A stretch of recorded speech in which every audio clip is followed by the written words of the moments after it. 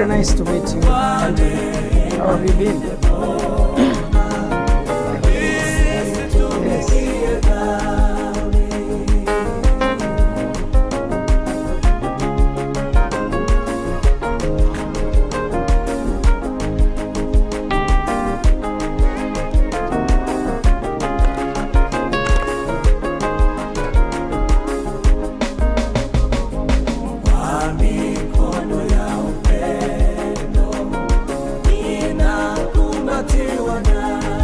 Hello.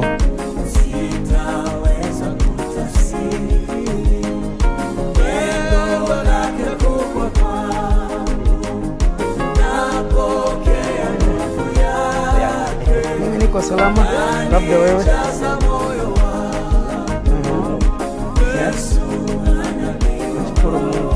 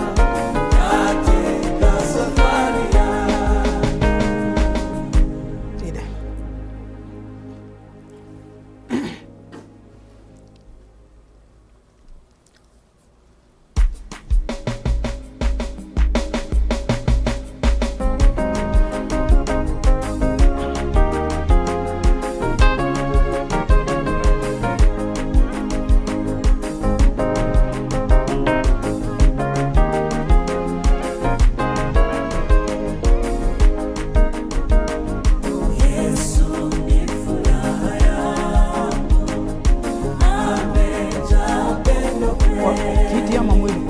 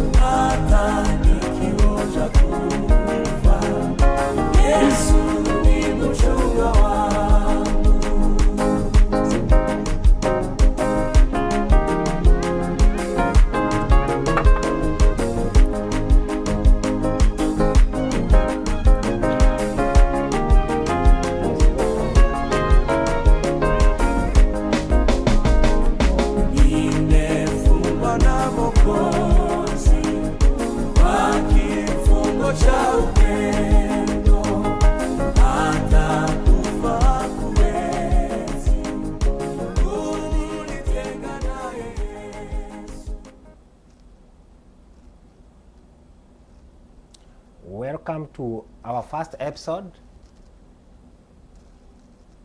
Humanitarian Community Connect Media. Our first interviewer is a great man, is a great humanitarian, and he has a great story. Welcome, Bishop. Thank you very much, Anthony, and very nice to have you and to have me in the studio. Great.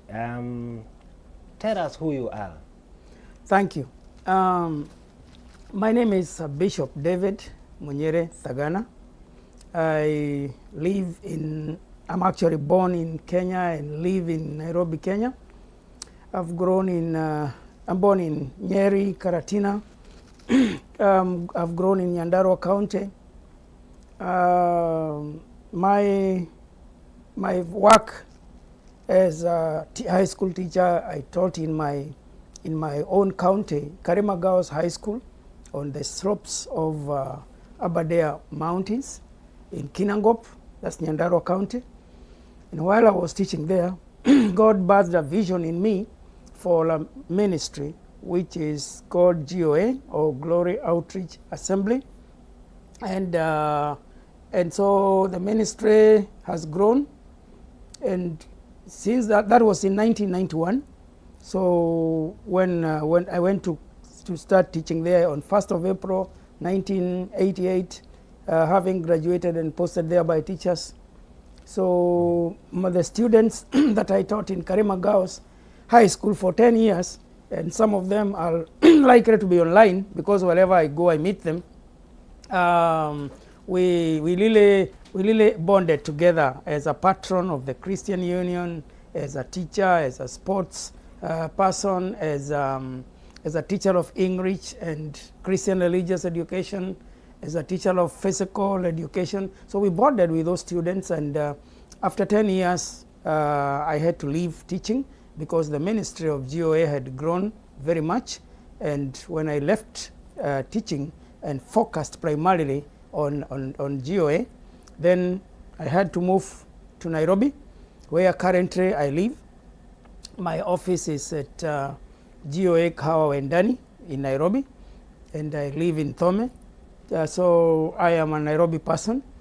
Other than that, I am a married man, and I am blessed to be serving in the ministry with my children.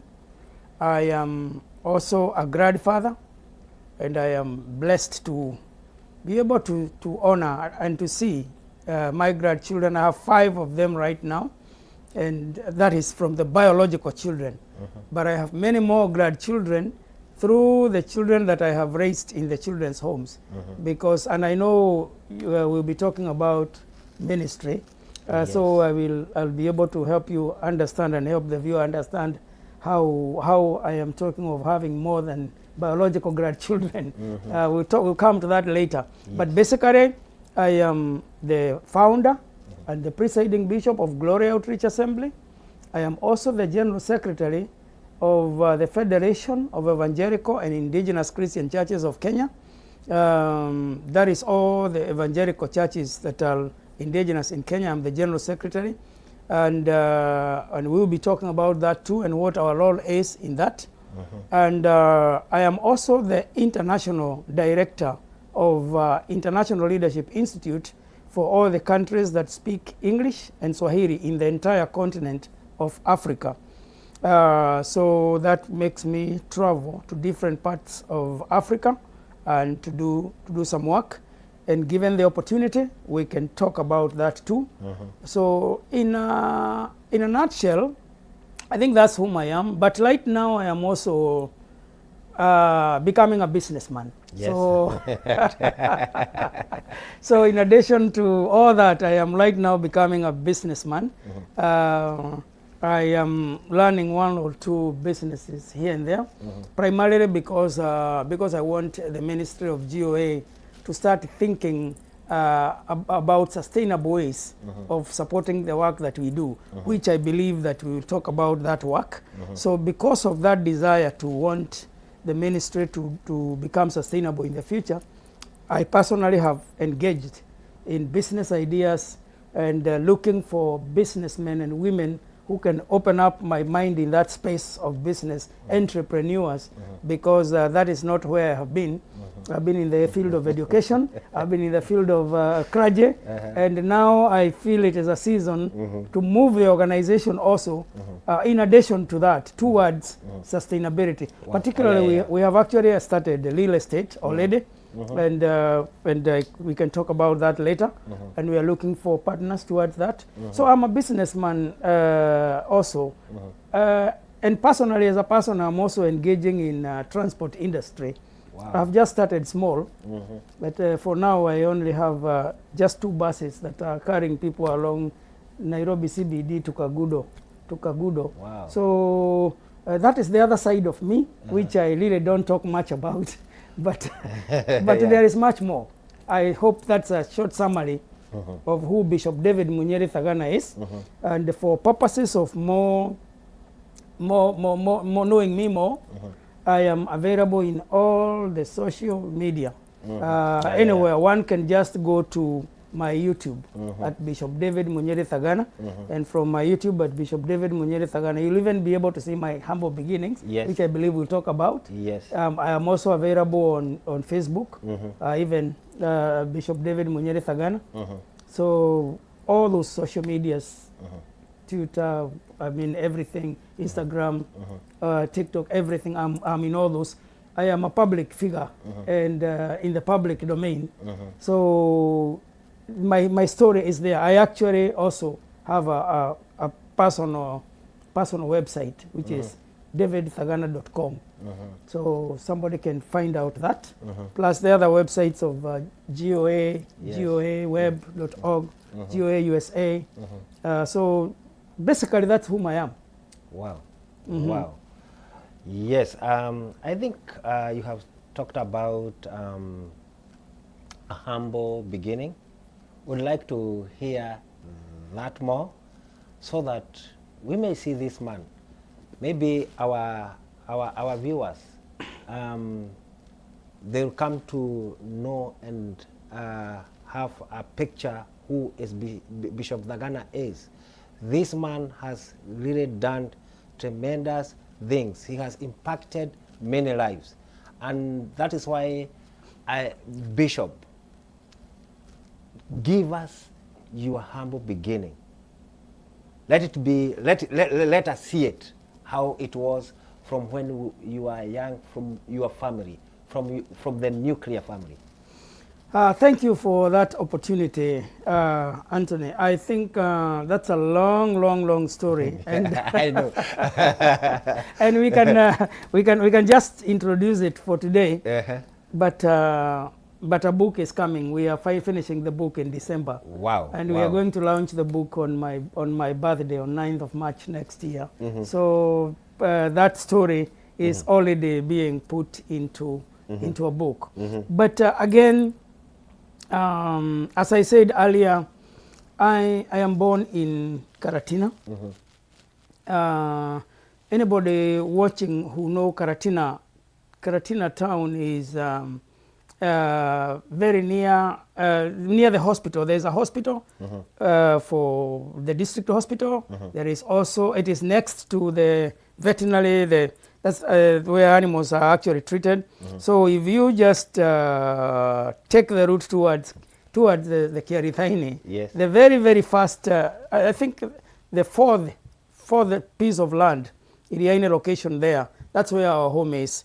We are near what used to be the initial campus of Karatina University. Or initially, even before that, it used to be Riverbank. I think many people know it very much because of my neighbor there, the late Karungaro, and his daughter who is in the politics, Margaret, who was associated with the first governor of Nyeri County, and currently also in the same line with the deputy president, Legathe Gachagua. So that neighborhood is where my home is. And there, if you ask the Thagana family, everybody will tell you. So I was actually born in that area from a very humble background.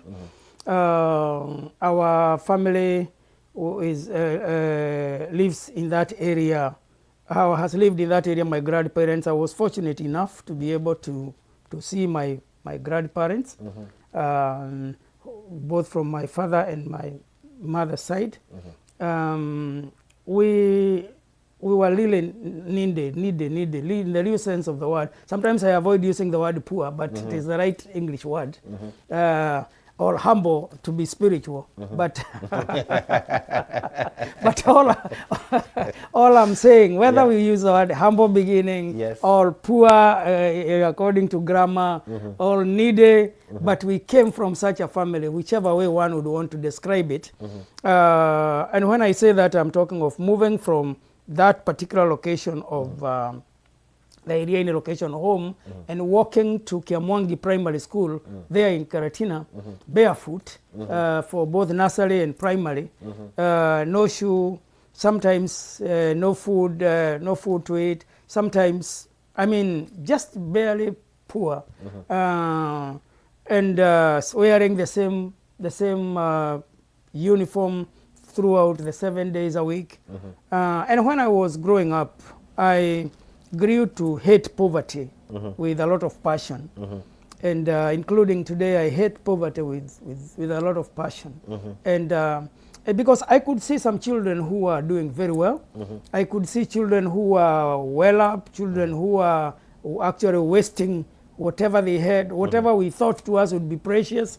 And I desired that I too would belong to such a family. But I could not change my situation.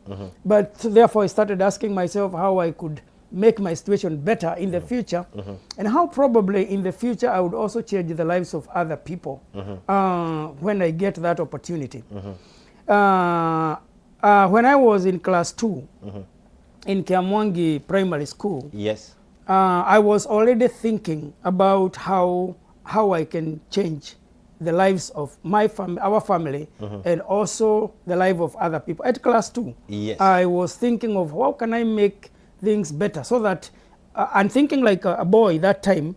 I was thinking about how can I make our family have shoes, how can I make sure that there are no other children who do not walk barefoot like me. How can I make sure that we eat meat, because meat was very precious and we were only getting the smell from the neighbors.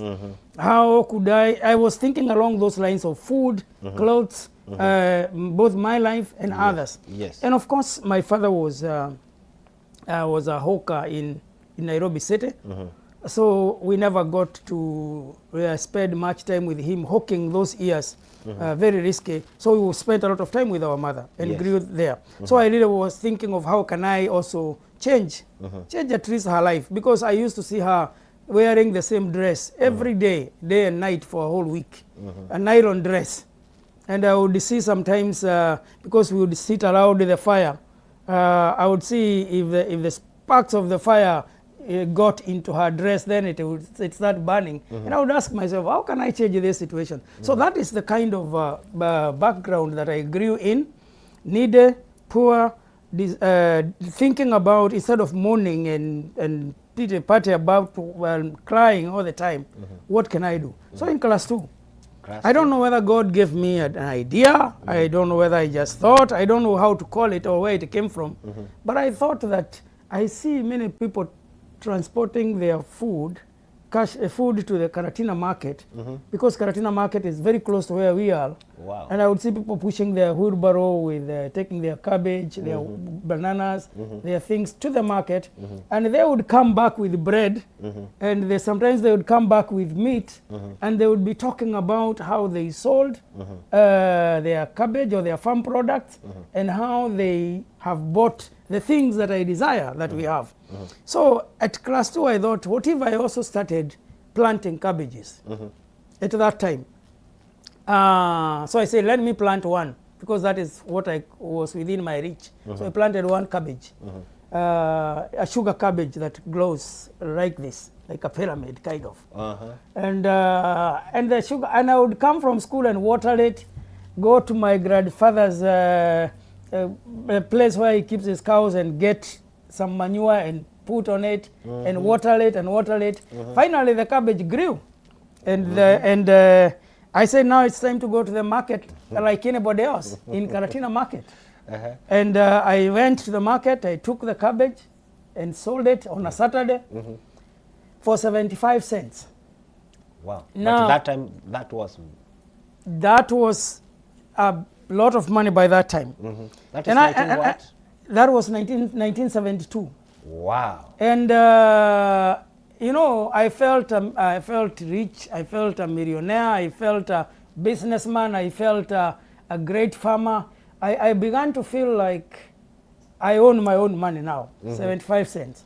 But you know, the mind of a child was still thinking about food, clothes, things like that.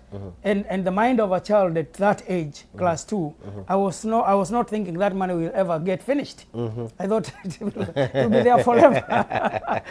Now, luckily enough, this was the early part of 1972, and we were going to move from Karatina to Laisheri in Daragwa in Nyandarua County Yes. in August. So now I was saying, should I hold on to this money so that when we are going to, we're moving, and we are moving completely to go and be living in Nyandarua.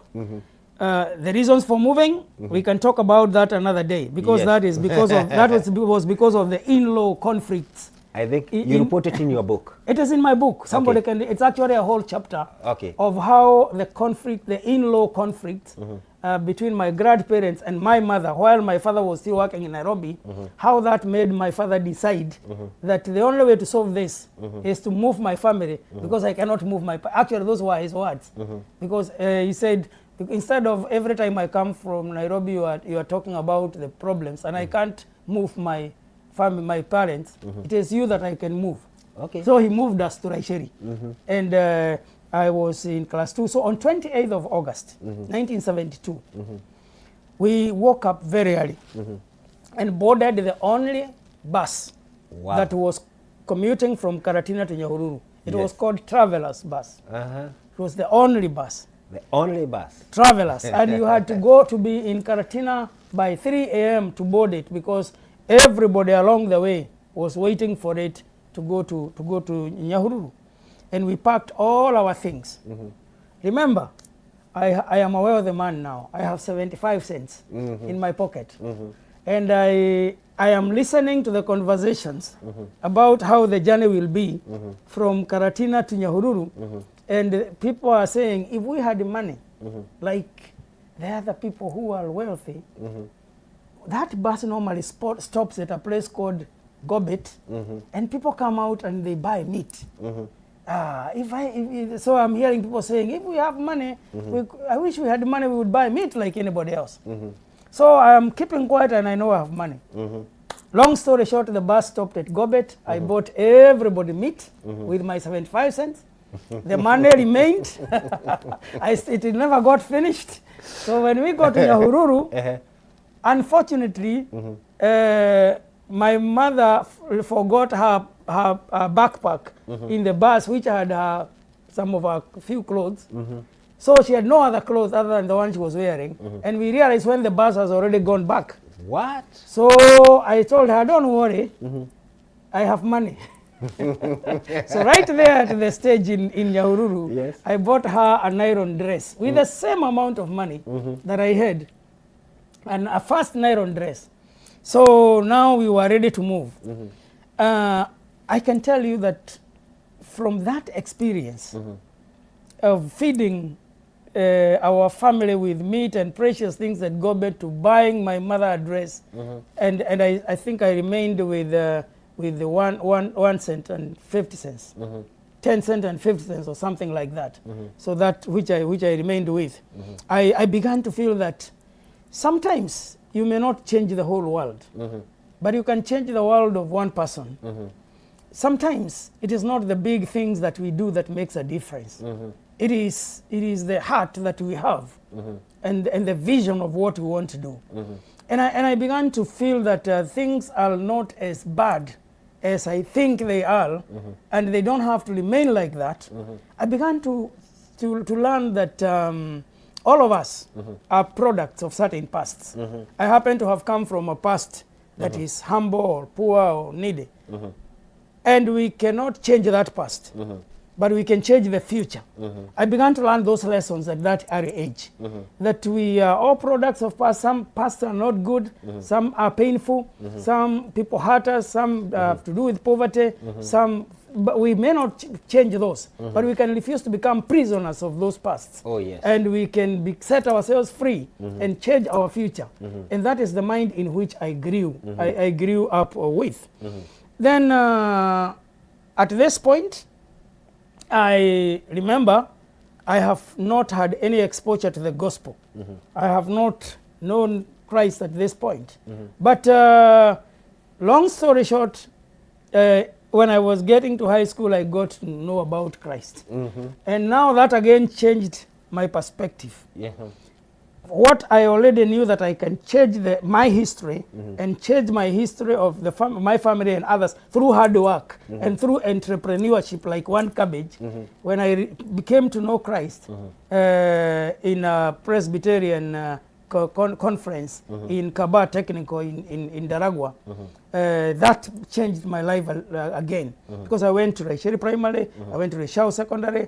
When I was in Rishau Secondary, I learned that there is a camp meeting for youth where I can go and experience. By that time, I have not known Christ yet. You mean you went to primary school in Raisheri Primary School and secondary school at the same village? In the same, today they call it, according to the Kenyan language, there is a location, location, and there is a ward. Yes. So I would say that it is the same ward, same county, same constituency, because the Raisheri Primary and Darago and Rishau are all in the same area. I didn't know that. Yes, yes. So I was, in other words, I was a typical village boy, and that is important, because in the future I'll talk about other chapters of the book, of how I moved from being a village boy to at least national, international. Before international, yes. National at least. You see, this is a boy who has only been in Nyeri County and now in Nyandarua County. We are neighbors. Yes. For many, many years, that's all he knows. Wow. Actually, the first time that I went outside those two counties is when I went to Kijabe High School for Form 5 and 6. That's when I at least went to Kiabu, another county. So this is a boy who is, and all that is what we used to call in those days Central Province. So a local boy, that's what I'm saying, who has come from such humble backgrounds. And then the Lord, so when I met the Lord, I came to know the Lord. Now you have gone to secondary school? I've gone to high secondary school. That is where I started asking questions about the faith. And there were no people to answer my questions about the faith. And that will make another chapter of how important it is for people to represent Christ in their place of work. Okay. In the 7 mountains of influence. If you are in education, you influence that mountain of education. Teachers, Christian Union, those will be other chapters in my book in the future. Because at Rishau, there was no Christian Union, there was no Christian, there was nobody who you could ask any question. Even the commonly known as Kenya Student Christian Fellowship were not there those days. So there was little nobody. So when I started asking questions about the faith, I remember one person saying, you go and ask the CRA teacher. Or now you are inquiring asking your fellow students. Yes, because I'm getting a conviction. You know, we have been told to go with the Bible, and I'm beginning to learn that Bible in Form 1, and it is beginning to raise questions, especially when I opened the first time in 1 John chapter 1. Hey, the Bible started talking about that we have all sinned. God is right. If we say we have no sin, we make him a liar. The truth is not in us. I started feeling some guilt with that. I don't want to make God a liar. I don't want to be separated from him. Yes. So I continued reading 1 John chapter 1, and I got to verse 9 of 1 John chapter 1, which said, but. Of course, I had started learning a little bit of English, so I knew that when you hear the word but, that is a contrast. It means that it is changing the story. The story, yeah. That was being told. I knew the story of making God a liar, being a sinner, being in darkness. There is a but now. So I was interested in understanding the but. And when I read but, if we confess our sins, he is faithful and just, and he will cleanse us from all unrighteousness. So I thought there was a solution there, that there was going to be another change, like my economic life of the cabbage. Now my spiritual life, there's a but here, it can also change. But the greatest question was, what is this confess? You know, sometimes biblical language, we think they are easy, but unless you have someone to help you understand, if you have not been exposed to it, then it just remains another complex situation. So here it's saying, but if we confess our sins, he is faithful and just, and he cleanses from all unrighteousness. I asked everybody, what is this confess? How does one confess? How do you? Some people started telling me, forget about that. It doesn't mean much. One person told me, why don't you ask the CRA teacher? Because he's the one who knows the whole Bible. Because he's the one who teaches the Bible. True. But I'm telling you, our CRA teacher, so I went to him. He was called Mr. Mboro. Mr. Mboro in Lechao Secondary. Mr. Boro. Mr. Mboro in Lechao Secondary did not know the Lord, and he was a chain smoker. He would change one cigarette to the other. On Monday we had CRA lessons, and I used to sit in front, and he would come very drunk from the hangover of the weekend, and I had to move from the front seat to the back seat, because by the time he finished CRA lessons, I was already feeling drunk myself with the smell from his weekends. So that is the man I was going to ask, what does it mean to confess? Oh my so God. I went to ask him, and he said, forget about that. That is fanaticism. No, I will not ask you questions, CRA questions on that. Forget about it. But that same day, I found a guy who said, these questions you've been asking about the faith, there is a camp meeting in Kambat Technical held by the Presbyterian ministers of Daragwa Parish every April. They can answer questions like those.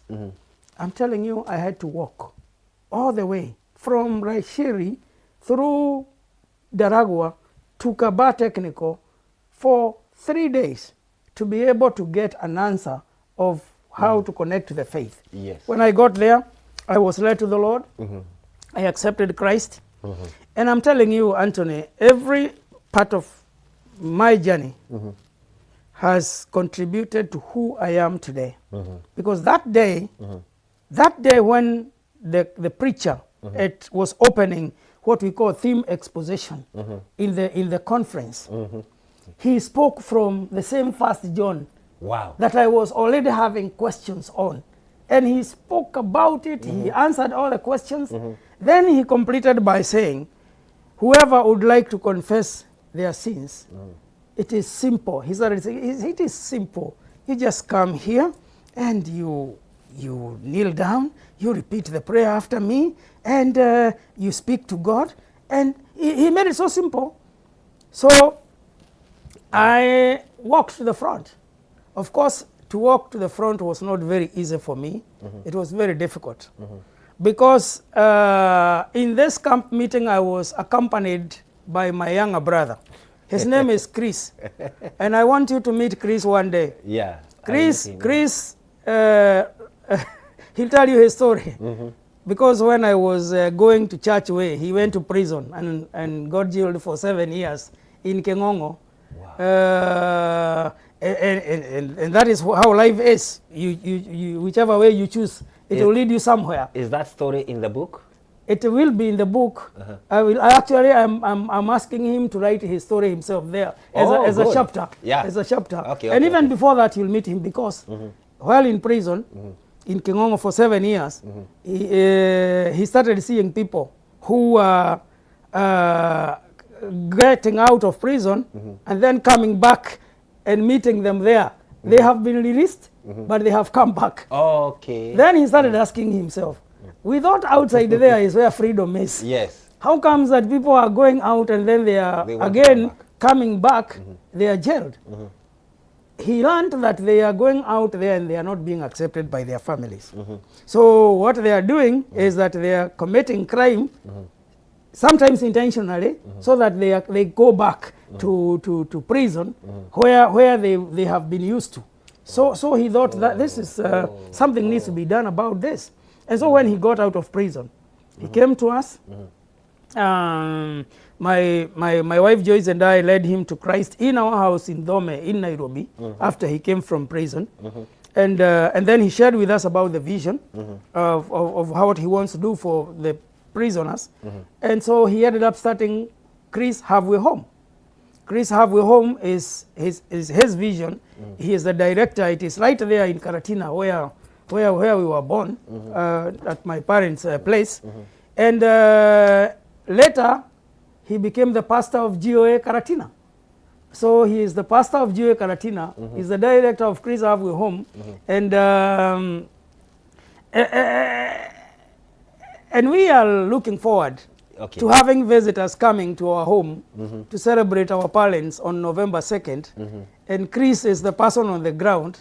We have just set that day as a day of celebrating parents. So I was saying that to say he has a story that you will get to meet him. But I was talking about how I met the Lord in Kabah Technical, in a Presbyterian church of East Africa camp meeting in Kabah.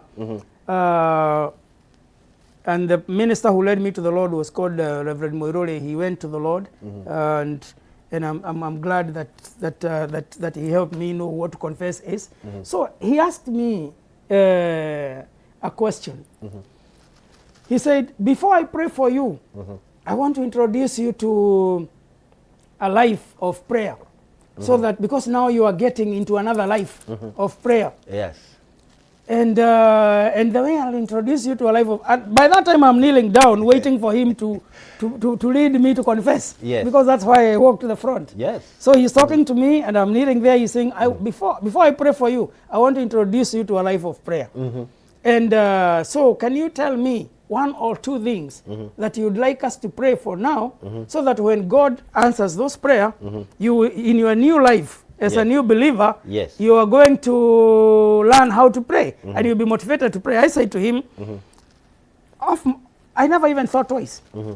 Number one, tell God, I don't want to see anybody in my lifetime or my family having to walk for 3 days like I have done to come and find out what to confess is.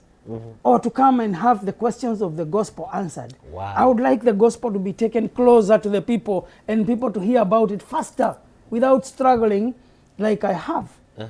Number two. Now that is the first day now. I am still kneeling and he has not prayed for me. He is introducing me to a life of prayer. I'm a new believer. I'm waiting for him to pray for me. I said the second thing, I do not want, if I will ever have a family, because I don't think I can raise a family with this kind of poverty that I've been brought up. I don't want my children to be suffering to the way I have suffered. Yes. But if I ever do that, I don't want children to walk barefoot. Wow. He looked at me, he said, those are godly answers, and God has led you into that. Long story short, that is why today I am taking care of orphans, because of the prayer that I was prayed for, and that other children do not have to be in the streets, do not have to lack food. That is why today I am taking the gospel to the Unleashed People group. And so when GOA, when I got to an opportunity to start GOA in 1991 in Donyonjero as a high school teacher. Bishop, before you go there. Yes. Now, take us to your journey to now where you went college. Thank you very much. Maseno University, an area called Seriba near Maseno High School. That is where I went to college, and that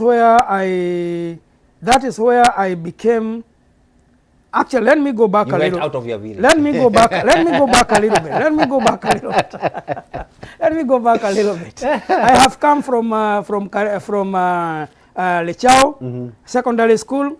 I have gone to Kijabe High School from 5 and 6. Okay. I have so now at least I have been to Nyandarua, Nyeri County, and now Kiabu, all of them Central Province. Yes. And now, after that, I went now to Maseno area. That was the longest ride that I have ever had, and went to a different place. So I got there, trained there, and I grew a lot as a Christian in Kijabe. And I know one of the mature sisters who helped us grow might be watching us. because she one time she wrote to me on Facebook and said she lives here in the United States. She got married. She helped us very much in Kijabe, and the mature sisters who are older than us, and I'm very grateful to that kind of upbringing. And then so because that's where I grew very much in Kijabe. See, I have just known the Lord. I have come to the A level. Yes. Now I have I came to a very strong Christian union where we would have many people coming over the weekend. Those who know Kijabe High School, it is next to the entire AIM mission, the AIC church there. Yes. We have the Moffat Bible College. Yes. Those guys helped us grow so much. Anybody watching me who a Moffat alumni, especially of 1980, 81, 82, 83, 84 there, thank you very much. I owe a lot to that heritage, and that will make another chapter in the Bible. Yes. The Christian Union of the medical school in Kijabe helped us a lot. We would, in the afternoon they would come, they would teach us Bible study, they would pray with us. The place for printing down there, I don't remember whatever the printing place is called there in Kijabe. They would come and encourage us to write articles in the magazines, to the extent that when I became a teacher in Karema, the first thing I did was to start a magazine for the school called Karema Mira. And then I came to print it in Kijabe, where I was. My life has been a connection. Nothing has gone to waste in every stage that I have passed through. Every relationship that I ever built, even today, is contributing. And even from this show, I can agree with you. Even from this show, some of the people who will contact me and who will know that I'm still alive, because some might be thinking I died with COVID, you know. And I'm grateful for this opportunity. You know, many people died in COVID. So these days you ask, where is so and so? Oh, don't you know? He died during COVID. I am alive, breathing and well, and doing international missions. So some of the people who connect with me through this, especially those who live in the United States.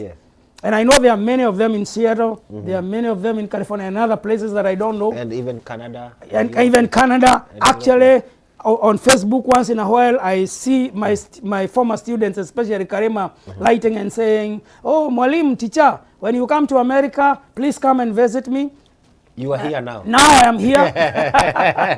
Now I'm here, and I'm going to be here until the 20th of this month that we have started today.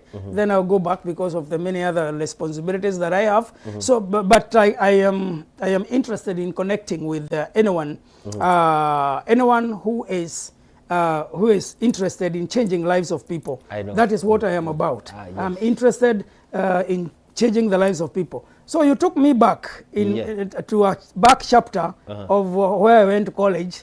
And so I went to college, and I was posted to Karema Girls on 1st of April, 1988. Let me ask you, how did you choose your career? Because many young people, that is where, because I don't want to talk about your calling, I want to talk about your career. Because the time you came to Tigoni to preach to us, you had two caps. One, you were a teacher, and the second one, you were a pastor. You know, and I was like, how did you know now this is my career? That is a $1 million question, Anthony, and thank you for asking. You know, when you ask me questions like that, you bring back memories of where things that I always wanted to do. When I went to Leshao, Leshao was not an old school. And in the chapter, in one of the chapters of the book that is in my mind that I'm writing, I have talked about it doesn't matter where you go to school. It is not the school that has your destiny. And I've talked about how we went to Leshao. We were among the first. It was a day school, struggling, let me not go into that chapter. Somebody will read it in the Bible. Yes. In the book In that the book. in the book the book that I write. So I've talked about how I struggled in day school, cooking for myself, sometimes living with the relatives and friends of my parents. My late aunt, helped me a lot. Who was the principal of Gaidadia Secondary School, Mrs. Gishuru.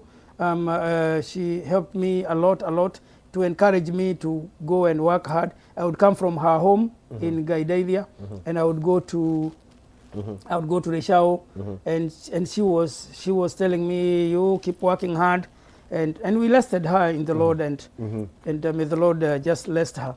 But I know her children are watching because they also live in this country, and they have also asked me to visit them many times, and we give a lot of tribute and credit to her for the many people she helped. I'm one of those. So we stayed with people back and forth to school. Finally, I rented a small house in near the school, Lishao, Mutanga. In other words, I'm trying to say I had not performed very well in the primary school. And that's another chapter also in the book. I am not those genius. You know, sometimes when people see you succeeding in life, they think that you are born a genius. I'm not that genius. I'm not a genius myself. I'm one of those who work very hard to be able to understand, especially those days. And we used to put water, our legs in cold water, so that we don't doze, to be able to lead and finish the work.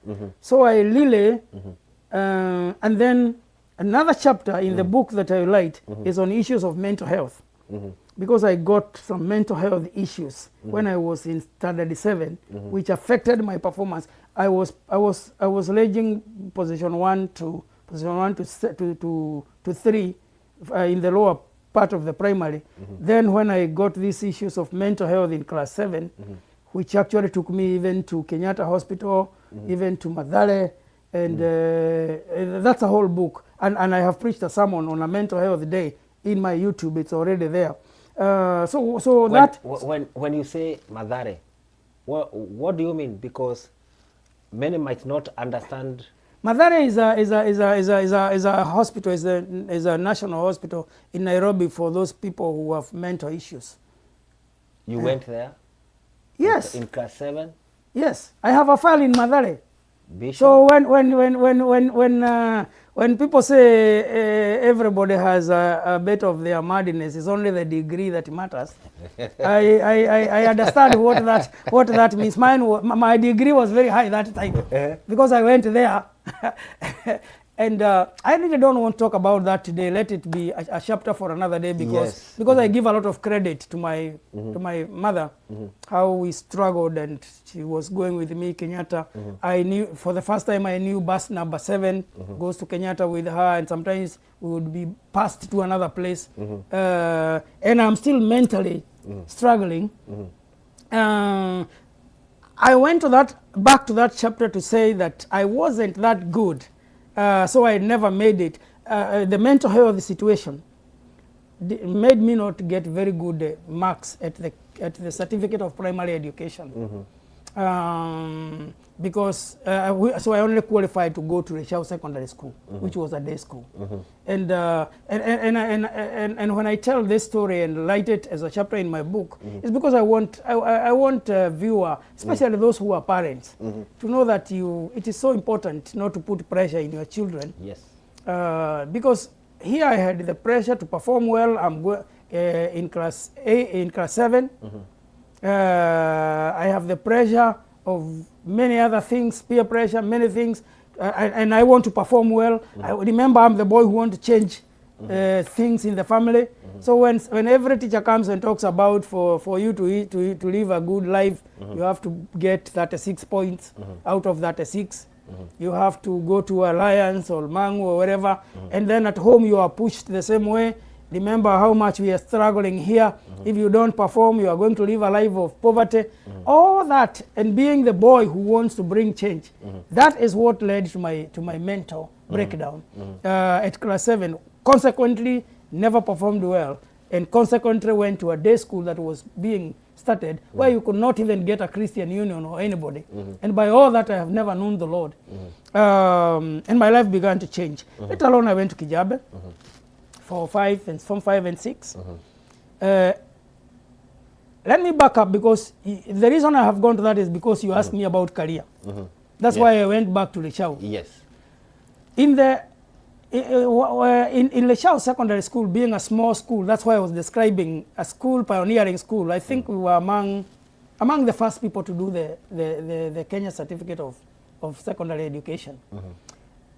There wasn't really, we were relying on teachers employed as not by the government, not trained, untrained teachers. So we really didn't have a career guidance that would be of much help.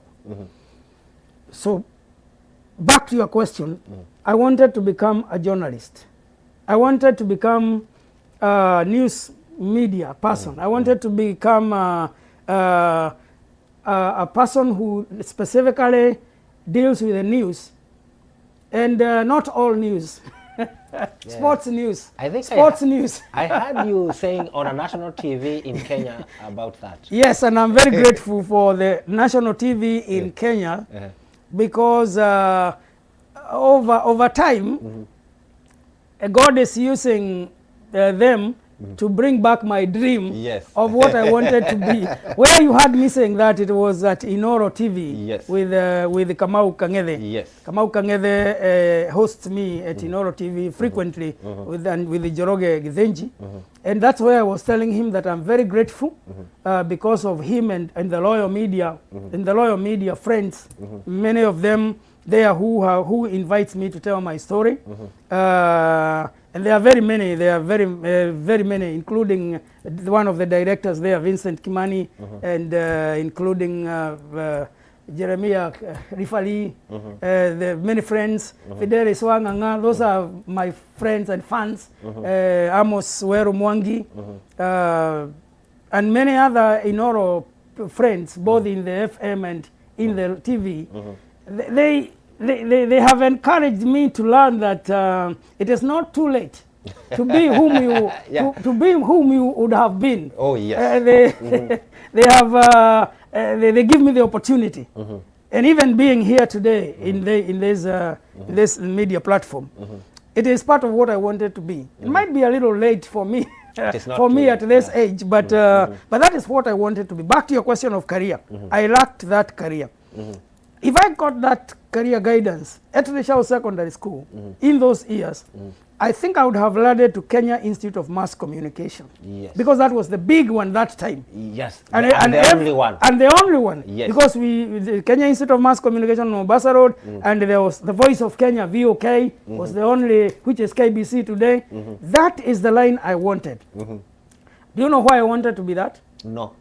Because I admired Leonard Mambo Botera. Oh, I wanted to be raged. I wanted to be talking about the sports. Yeah. I wanted to be when the small radios in the village were tuned on, and I heard Leonard Mambo Botera talking about sports. Kadagana mpira, huyo goal. Yeah. That's what I was admiring. Msikilizaji wangu. Yeah. And Muhammad Ali. I mean, those. I was always glued to the small radios in the neighborhood during the safari rallies. Yes. Because Leonard Mambo would be there helping us to feel like we are part of the safari rally. He would say, Jogida sing. Uyo na pamoja. Patrick Jiro. Yeah. Those are the things that I admired as a boy. And as I grew, as a young man, I desired to become like Leonard Mambo Botera, or rather to become a newscaster. Yes. Now that did not happen. Yes. But it is happening now. Yes. Because that's what I'm doing right here this morning at Salem, Oregon. Now, in the United States. And actually you have done it for many years since I knew you, especially from 2002. You have been always in the media. The Lord just opens doors for me to be in the media, And I'm telling you, and I would like my viewer today to understand, some of the dreams that our children have, or we have ourselves when we are young, let us not just despise them. They may not become that time. And going back to Habakkuk again, that though a vision may tarry, it shall surely come to pass.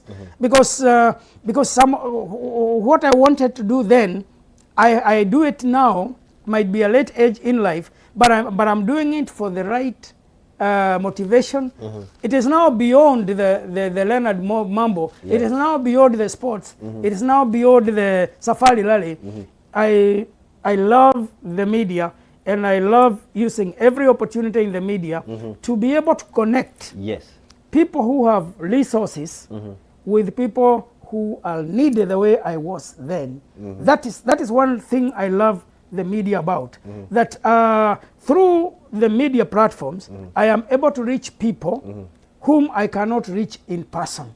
For example, I have I've been in this US trip for I think 2 weeks now, and I have reached quite a number of people where I have traveled in Georgia, in Tampa, Florida, and now I am here in Salem, Oregon.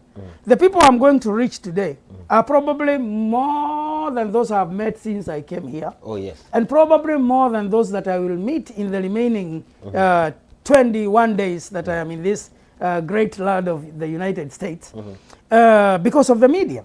And let me tell you, Anthony, I have met people through the media who have become major partners of my organization, Glory Outreach Assembly. And you can't believe when I show you what they are doing in Kenya today, and then you hear that some of them I've never even met them face to face. I just give my contact here, they pick it, they communicate with me. The next thing I hear is that they want to sponsor a child. And they start sponsoring a child. I connect them with our agency here in Georgia for child sponsorship. Some have never met them, but they listen to me on Inolo TV, or Light from Kenya, and they live here, or other places, or some met me on Facebook. Some of the churches whom we are partnering with today in this United States, I've never met those people in person. It is through the media. They expressed, they went to find out more after a show like this. And before I knew it, then some are already sponsoring children, others are building classrooms, others have even now come physically, and I met them through the media. Now, Bishop, I know you are doing a lot of things. Yes. And I know there is a great team behind you that is helping you to accomplish all this. But now give us transition from your career to your calling. Well, powerful experience in that transition. So after starting to teach in Karema Girls in 1st of April 1988, and remember, I have been in Siriba, where I have grown so much spiritually. So the two places that I accredit my discipleship and growth, one is Kijabe, in the advanced level, with people like Naomi. I've remembered Naomi and other people, Esther, Naomi is in Georgia, Esther, and Jeremiah. I mean, people like those who helped us to grow.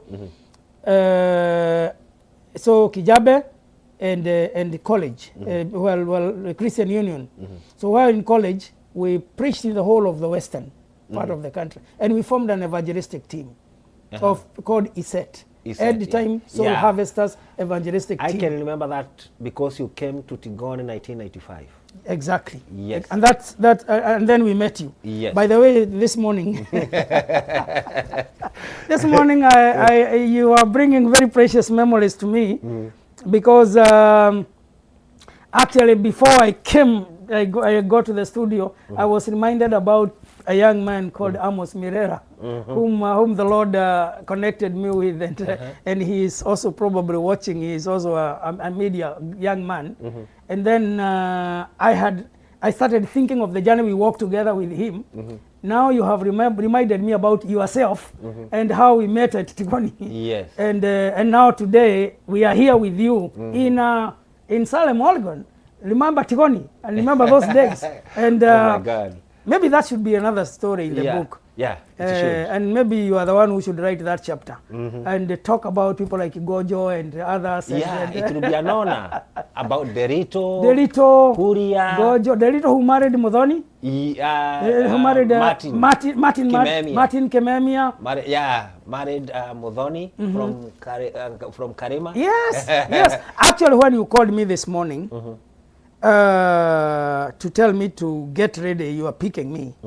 I was just thanking God in prayer for Pastor Moby, Hannah Moby. Oh.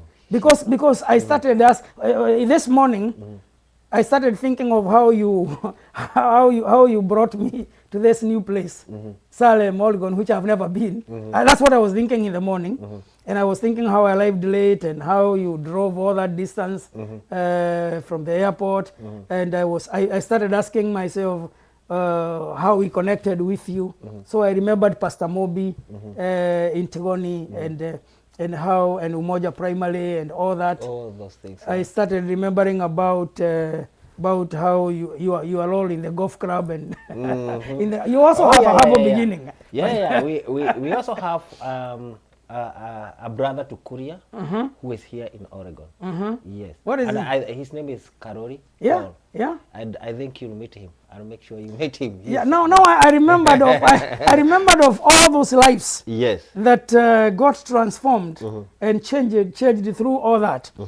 Back to your question on the transition from teaching. So 1988, God opens a door for me.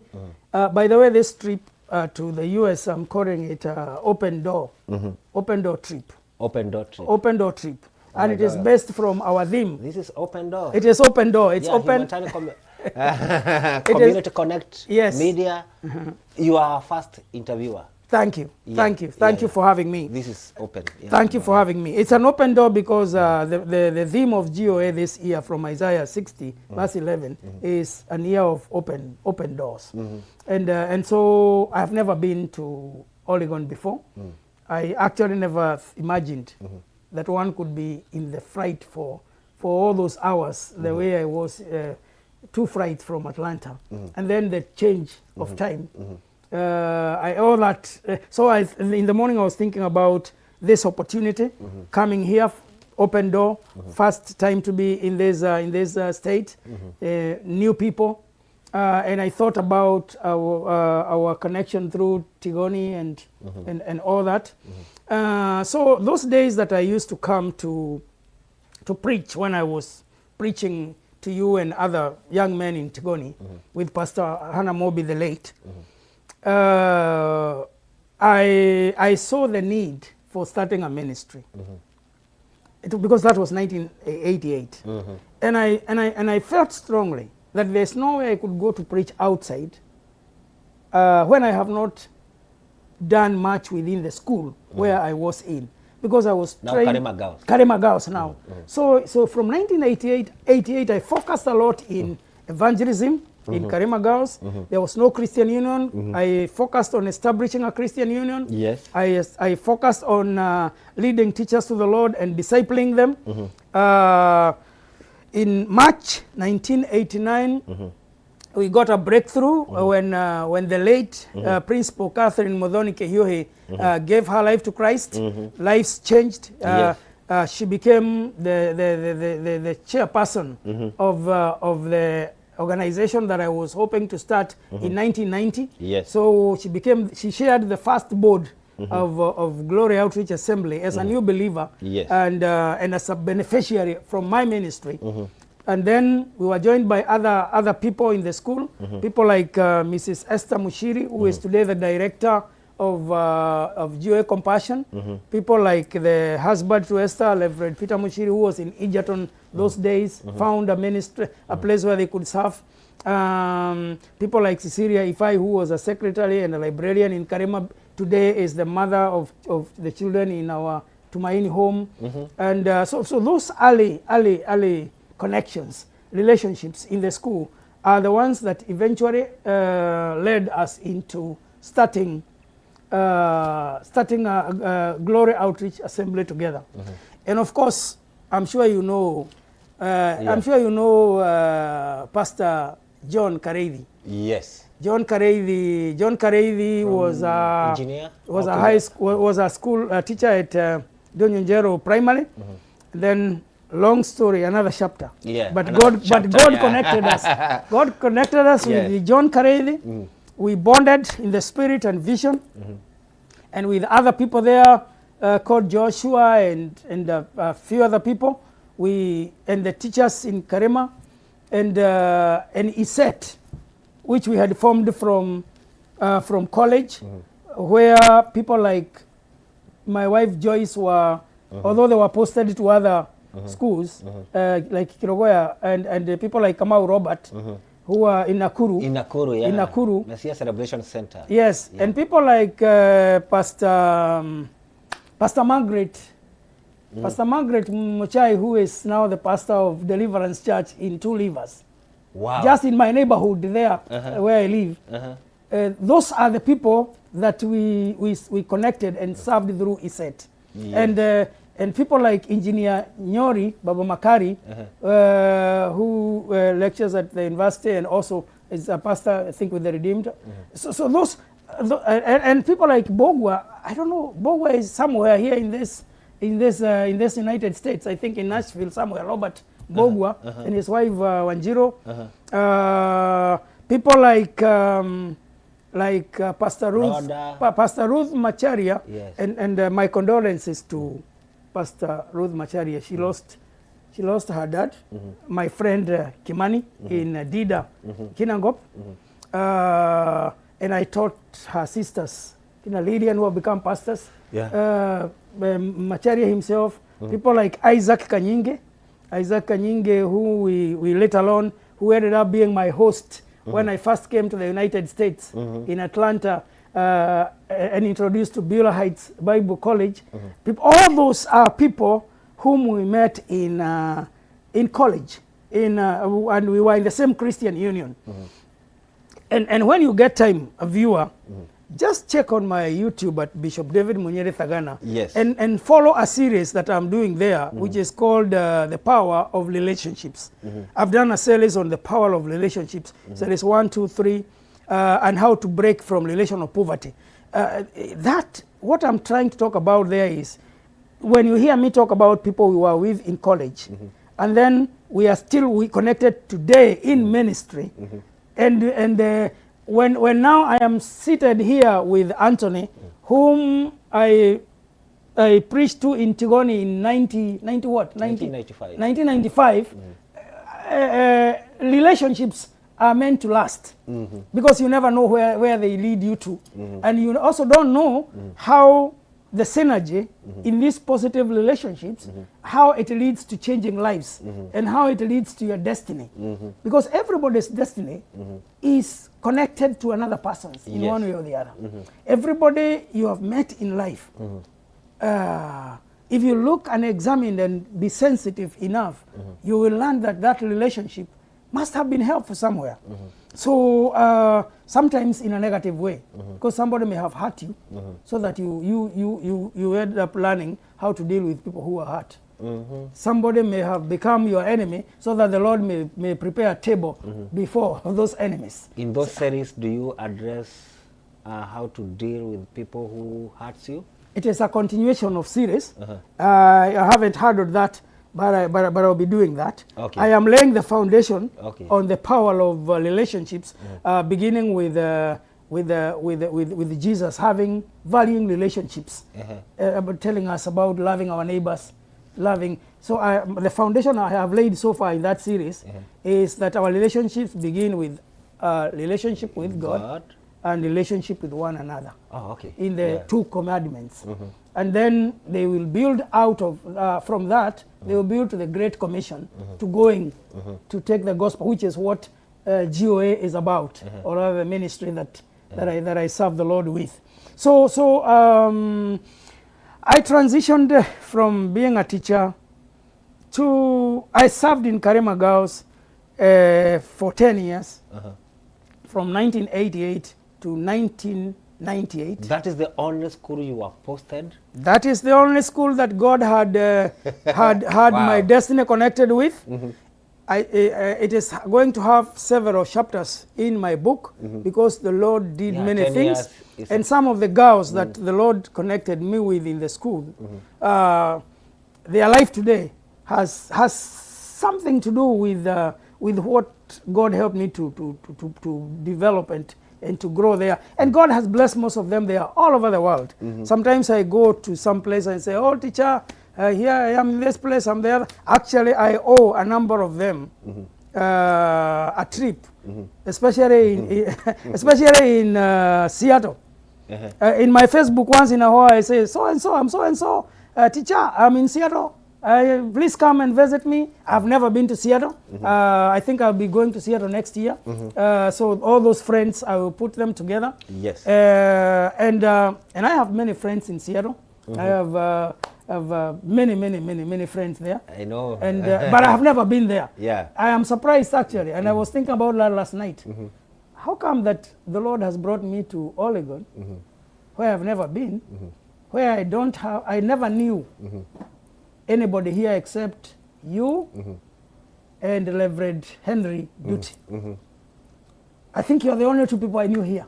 And now I have come here before Seattle, where I know many friends, where actually some of the people that have invested heavily in their lives are in Seattle, but I've never been there. So God has different ways of working. Yeah, the way I see it, you know, do you remember first the book of John? Yes. When you read about confessing, and then few days later or few months later, a preacher preached to you about it. Yes. I think you should ask God also about Oregon. Oh Lord, yes, I'm very sensitive. One of the people in Atlanta yesterday before I left told me, Bishop David, God must be having a plan for you because going to a place far like that is so far and you have never been there. God must be having a plan. And so he was telling me, please, when you come back, because I'll go back to Atlanta on Saturday, spend some time and share with me what that plan was or why the Lord took you there. So I am not taking it rightly. Yes. Plus the fact that GOA theme for 2024 is open doors, year of open doors. So to me, it's not a coincidence. Yeah. It's not just by feeling my itinerary here. No. And even being in this studio today and talking to all the people who are listening today, it is not by accident. It is part of my divine connection with my divine purpose for what God wants to do. Not only here in Oregon, but also anywhere else. Now, Bishop, I just want to ask you this question. I know you have many branches of churches, and for the last few months and weeks you have been ordaining bishops. Kindly, like, I want to give you like 5 minutes. Tell us, how many churches do you have in every region, and the blueprint for churches, then so that we may go to the ministry of my heart. Thank you very much. Yeah. And before I go there, let me more specifically summarize the earlier question you asked me about the transition. So I resigned from being a teacher in Karema Girls. I wrote a letter in 1997, 1st of September, and I gave 3 months because the TSC required 3 months notice, so that from January 1st January 98, I went to East Africa School of Theology to again study theology, though I had already studied education. So my transition was from a teacher to a student, and that opened new relationships of pastors and leaders through theological training. I would go back But during all that time, remember, I have already started GOA in 1991, and now 1998 I'm going to Bible school and also taking care of the church. And one of the churches within that period is the Donyonjero, it's the Karema Church, it's the Geta Church. Geta Church, which will be celebrating their anniversary on December 20th this year. 31st anniversary. Geta Church is like Laodicea Church too. It is not, for me, the way I saw it, even when we were in Karema, yes, it was like, it is not a rich church, but it has a heart. And I want you to, that's very kind of you, and I'll make sure that the pastor and the people there understand that. And I would like you to put it in your diary that that weekend of Christmas this year, we will all be in Geta celebrating 31 years of that church. Wow. And during that time we will be mentioning people like your friend George, and people like your friend Muhori. Yes. Those people who contributed towards the starting of that church. Okay, yeah. So, and we will also be raising money on that Sunday of Christmas to build them a permanent church. Their church has filled to capacity. The other day I was there, people are sitting outside. The gospel has accepted GOA in Geta, and so we'll even be raising money to buy the next plot. Wow. and build a bigger church. That's how we want to mark 31 years for Geta. And so now to your question. So I transitioned. It was not easy. It was very difficult. I had young children. I didn't know what exactly that means. When you give me another opportunity, or in the book, yes, you can read about why I wanted to go to Bible school, because I wanted to start meeting people of faith, people who say we are eating faith. Because me, I was used to salary as a teacher. I had not been used to staying. I don't know how I'll pay my house. I don't know how I'll pay my school fees. With that bicycle. Miracle One. Now you are taking me back to other story. Miracle One, believing that Miracle 2 is coming. Yes. And that bicycle. So that was the transition. And those are powerful chapters that will appear in the book when we write it. Or when we get another opportunity to have this kind of interview. But to your question of church, so why did I, even before I come to your question, why did I see the need to start a church? I'm one of those people, as I have told you, who was raised and grew in evangelistic teams. Those days, yes, evangelistic teams and churches were not seeing eye to eye. They were not seeing eye to eye. We used to think denominations are demons, or they have nothing to do with, they are just about sitting in the church. That was the evangelistic message those days. But after doing the evangelism and going all over the place, I just started asking myself when I was still teaching, where is the harvest that we have been getting every time we go to this place or that place? Where is the harvest? Because many people would come to Christ, but when we later on ask the one who hosted us, they would not know where they are. So I thought, like, we are just playing a game. We go somewhere, we spend our money, we have very little money, we are all newly employed, and we sponsor a whole week crusade. We get tired, we sleep on the floor, we get rained on, hundreds of people come to Christ. But later on, when I begin asking, where are those people? I remember one time we went to Nyanza, hosted by a church called Christian Outreach. The pastor was called James somebody, a ruler from that region.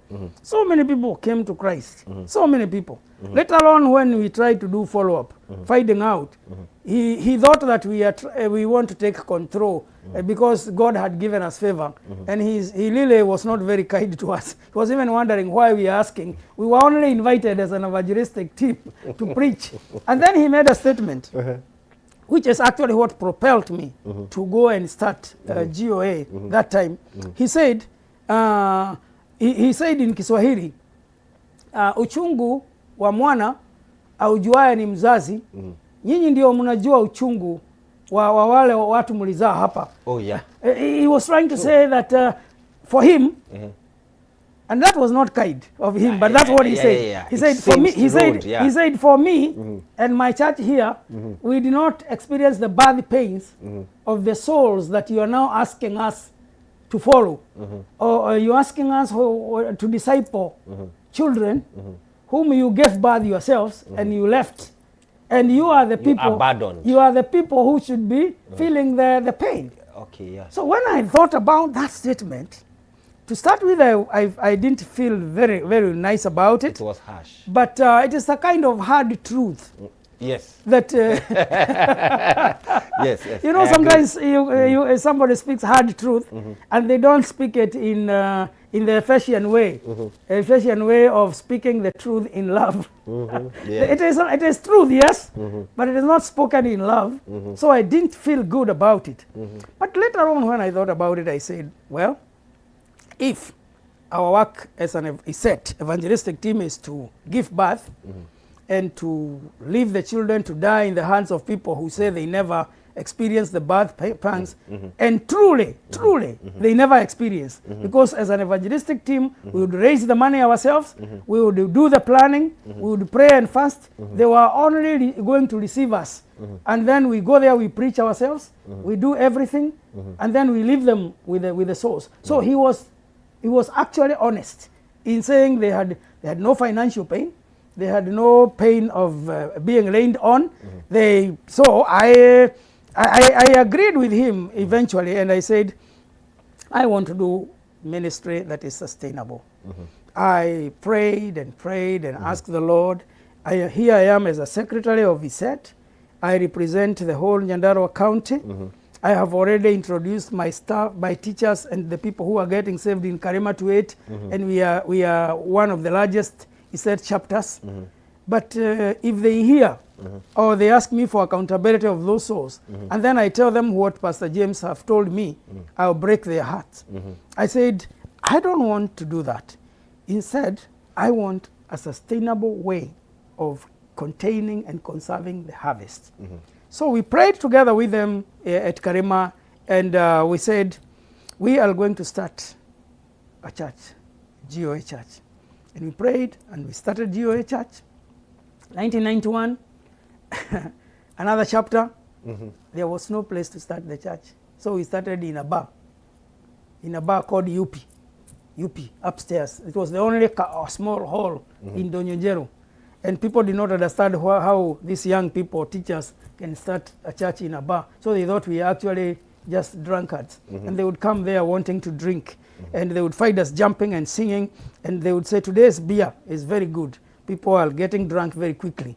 So before they knew it, we would preach a short sermon, invite them they receive Jesus.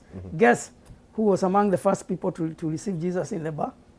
It is Stephen Karanja Kemiti, a headmaster of a school near the bar, who was coming to drink because he was so frustrated in life. And he came and found it's not a bar, because the owner of the bar told us to have the bar from morning up to 1, and we pay 700 shillings, which he calculated equivalent of the beer that he was selling on Sundays from morning to 1. So I would take my salary to start with and carry this salary, and Catherine, the late Catherine Modoni, and we would place the 700 before we got more members, more people, and we would pay. So Stephen Karaja Committee comes in, and he received Jesus, and as one of the first fruits of GOA in 1991. Today, he is the bishop of all GOA churches in Kinangop, and we just ordained him the other day, which takes me to your question on I am ordaining people. Yes, because we are passing the baton. I think now you know my age now. I am at a point where I'm thinking more about legacy. I'm now thinking about how you people can take up this baton and just fetching wisdom and learn with it. And that's why I'm also very excited this morning to be in this show when I see that your show is Humanitarian.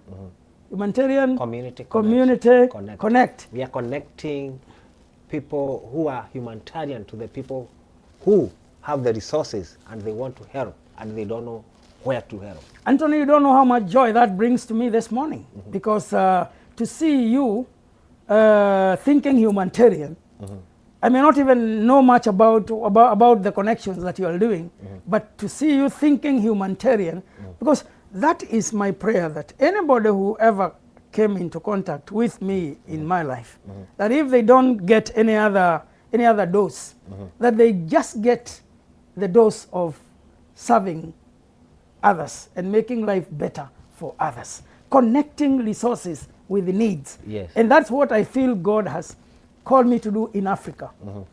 And that is what takes me around Africa. Connecting people with the resources, with the needs in Africa. The real need. The real need. Yeah. The real need. Yes. I will connect the need of a street child in Kenya to a person who have only $39 a month, and they are saying that if you can give me a child, one of the children like this one, this is Gladys Ayenai Aitie, and you can tell by names that this is not a Kikuyu. When I connect a person who can afford $39 a month to sponsor Gladys, so that Gladys can be able to eat, so that Gladys can be able to be taken care of in a home where he is loved. In the 8 children's homes that GOA has, that we are managing, where 790 children have passed through our homes. And some of those that we took first have gone through education, they have completed, they have come back, they are managing those institutions, they are the teachers in the schools. When I meet a person who says, well, tell me more about Gladys, or tell me how I can sponsor Gladys, I may never come to Kenya, and I've met many people like that. Last Sunday, I met 12 people who said, I want to sign up to support Gladys, to support children like Gladys. This is just an example. I have 324. 324 sponsorships of $39 each. Bishop, the viewers might want to know how comes we left you as a pastor, now you have homes. And we understand many churches, they don't do what you are doing. Thank you, Anthony, and you are really helping me get back to track because I get excited about what the Lord is doing, because I was talking to you about starting GOA, and I was telling you that when I was praying in 1988 in Karima, 89 and 90, those 3 years I was telling God, I do not just want to start any other church or any other denominations, because there are many. Even though there were not many in that area, I was telling God, I want to start a movement, even if I did not have to make it a church, because I was seeing many churches, and I was wishing that I had the opportunity to do things differently. I wanted to build a movement that will do things differently, that will meet the human needs. Oh, yes. I wanted to meet an organization that will have the legal framework, and that was the reason for registering GOA. Because if there was another way of doing it without necessarily creating another church or another ministry or another denomination, I'm the kind of person who would have loved to just do it alongside other people. But here I am in a place where even the gospel is a challenge, no Christian union, no church, orphans are here, unleashed people groups are here, and I needed a legal framework of this movement. So I started GOA to form that legal movement, legal framework movement that would enable me meet the needs of orphans, meet the needs of unleashed people groups. In those days, there were 36 people groups in Kenya those days that had no access to the gospel. They had no Bible in their own language. They had no church near them that they would reach to. My heart was for those. I wanted to reach the many young people, the youth, who had found the church to become irrelevant. like I had also found the church to be irrelevant. And that's why I'm saying I would have been the last person to register a church, because I was finding the church extremely irrelevant. Because what do I mean by this? The first time that I went to a nearby church as a teacher, in that area of Kinangop, the church that I thought I would connect with, I went with the sisters in the Lord that I was discipling, and we were going for Acacia.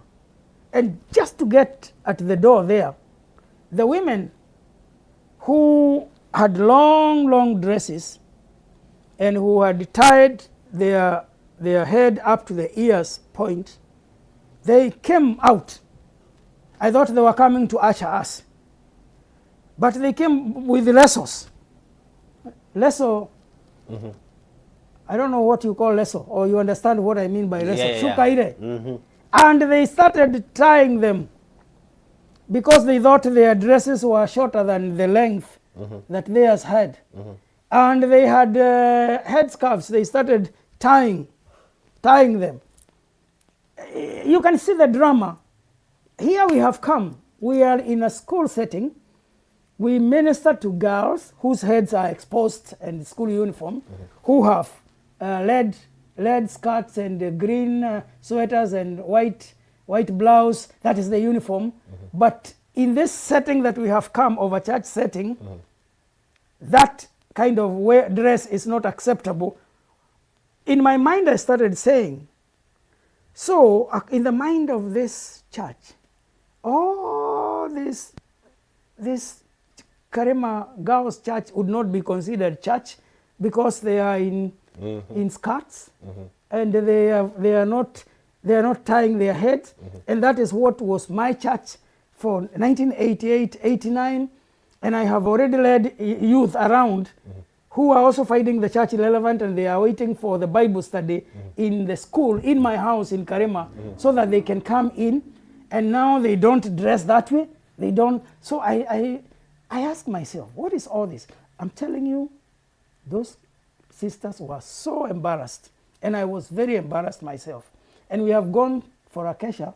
We have gone to look for a church outside the school, which we can connect with more, so that we can reach out that area. Now that is when God confirmed to me that we needed a church that is relevant to the youth, relevant to every other person, a church that is friendly. And that's how we started GOA there, to meet that need, a church that would focus on missions, taking the gospel, because I was coming from a background of evangelistic team and I believed in missions. People who would take the gospel to the unleashed people groups. And thank God, by the grace of God, now we have been able to establish, to take the gospel to the Turkana people. I went there in October 2004, and when we were there, long story, another chapter, we found a missionary John, who later on became the member of parliament of Turkana Central, Honorable John Lodepe Nakara. And he drove me. He was working with Share International, and I think Share International, the director here, Muremi, is somewhere here I think in the States. So Muremi, the director of Share International, would come with teams to Turkana, and they would support Share International. They still have a lot of work there. So when I went there to find out how to reach the people, and I was asking who else is there, whom can I partner with, I was directed to Share International, and I found John Nakara, who later on became a member of parliament for Turkana Central. And he drove me, together with one of his staff called Joshua, who is serving now in the county administration of Turkana. They drove me to a place called Akatuman. Akatuman, people were naked, they were hungry, they were helpless, like sheep without a shepherd. They had never seen a church anywhere at all. It is very close to Erie Springs. And we preached the gospel. I've never preached to such many naked people. And it was it broke my heart. When I look at them and I see elderly men sitting on their stool and they are naked. And I am not used to that even from a cultural standpoint. So I would preach looking up. And I was preaching John 3:16, for God so loved the world. And then I remember that's not right. I turned this side, for God so loved the world. I don't want to see the nakedness. Long story short, that area, we got a breakthrough. Now we have a school there, big school that is producing doctors and nurses, and primary school. We have a church, we are reaching that community. We went to another village, Naboropus, and we have another school there and a church. We have sunk boreholes, many boreholes in Turkana. We have 26 GOA churches among the Turkana people. We have two primary schools there. Wow. We have adult. The adults started feeling jealous. Can you imagine a culture today in this time and age where the parents are competing with their children and they are telling me, Bishop, you brought the school and educated our children. Now they are speaking English. What about us? Why can't you? So that led us to starting GOA adult literacy. And so we have adult literacy in there where children come in the morning, in the afternoon, the adults come. Last year the adults performed very well. Can you imagine an adult sitting the same with doing homework with their children, and then one of them got 250 marks, and it was a celebration of the whole village. In KCP, an adult father and mother. So we, I wanted a ministry that will meet needs like those. Then we went to Samburu, same, great work. I'll be ordaining, back to your question of the ordinations. From here, when I go back, on the 26th Saturday of this month, this new month, I'll be ordaining Bishop Daniel Waweru as the Bishop of GOA Mount Kenya region. He is located in a place called Mukindori in Kilogwe, in Kirinyaga, Mukindori. That's where we will be doing the ordination there on the 26th. And then the next month, 16th of November, we'll be ordaining Bishop James Susanga in Malilal as the Bishop of GOA churches in Malilal. We have 18 churches in Malilal among the Samburu people, because that's what God was calling us to do. So we'll be ordaining him. And then we will close the year ordaining Bishop Paul Ogutu in Nyanza, our GOA Jera church. We have many churches in Nyanza, the bishop of that area. The goal of this year was to ordain a bishop every month except January, to take care of the work in their regions. And God has blessed us. We have managed to do that every month except January, which we did not want to put, because we made these decisions in our December summit last year. Every year we have a summit of leaders where we make decisions. And this year the summit is going to be in Naivasha. Yes. And we make Naivasha declarations from there of what we're going to do in the next year.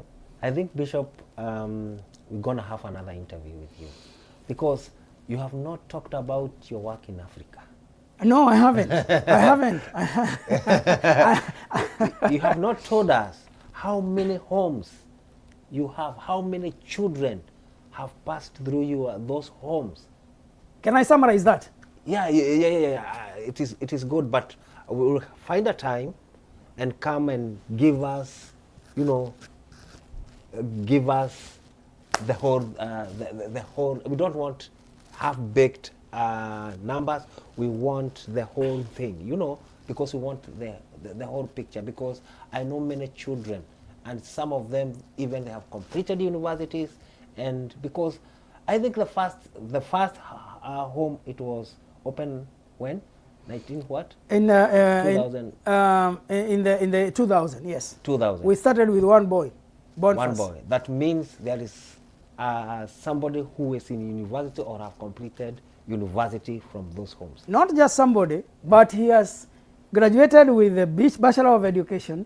He has graduated with CPA finalist. He has decided he will not seek jobs, though he can. He came back. He is managing one of our children's homes. His name is Josephat Mukubwa. And Josephat Mukubwa is the manager of Tumaini. He's managing the home. He's managing GOA Educational Center, the primary section, GOA High School, with his education. And he has grown in the same home. We have, in my office in Nairobi, Kahawa and Dani, I have 14 staff who represent the various areas. Great team. One of them is His name is Cairo. Samuel Cairo is a young man that we raised through Tumaini. He is the one in charge of our video and all the videos. So anybody who goes to Bishop David Munyere THAGANA YouTube, all the videos you find there will be the work of Cairo. We brought that young man in our homes. Now he is serving internationally from Nairobi through the camera. We have Simon Dirango. Simon Dirango we also brought up in Tumaini. He is also part of the 14 in my office in Nairobi. He is the director of mental health. You remember I told you I have a chapter on my own life on mental health? And I think anybody listening to my story can begin to connect the dots. What I'm doing today with some of the experiences that the Lord enabled me to go through, most of which were painful, but they formed a foundation for changing the life of other people. So Simon Dirango is dealing with the mental health issues and he grew in our homes. We also have John Waidanje, who is assisting in the compassion area. He also grew in one of our children's homes. And many others who are serving in other homes elsewhere. We have Solomon Muragori, who is serving manager in one of our orphanages, plus many others whom God has blessed.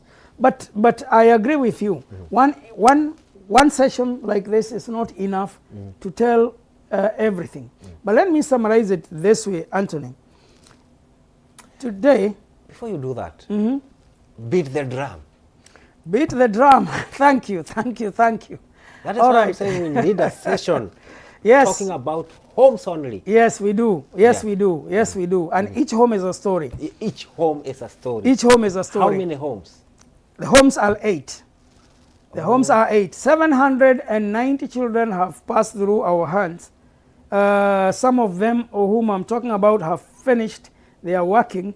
They are connecting with their family life, and they have discovered their purpose. Right now, as we speak, I have children who need 324 sponsorships of $39 each to be able to feed and remain in those homes, because that is the way that that is the way that we are able to take care of those children. So and God has blessed us so much that we have created an organization here in the United States. And the organization we have here in the United States is called GOA USA. GOA USA is the one that helps us to process the donations of the children and any other donation. If you went to the www.goausa.org, that would give you a link where you can choose a child and you sponsor the child right there. Even if you don't meet with me in person, just going to www.goausa.org, you will find a child there of your choice and you will sponsor that child. If you went to the goaweb.org, the general website for the entire organization, GOA International, you will find all the things that have opportunities for you to be involved. And that is why it's a great thing for us to be on this media show, because as I said earlier, I feel called to connect somebody with the resources who wants to make a difference, to connect them with a need in Africa. Anthony, this year is a year of open doors for GOA, and God has opened many doors for us. Yes. As we speak,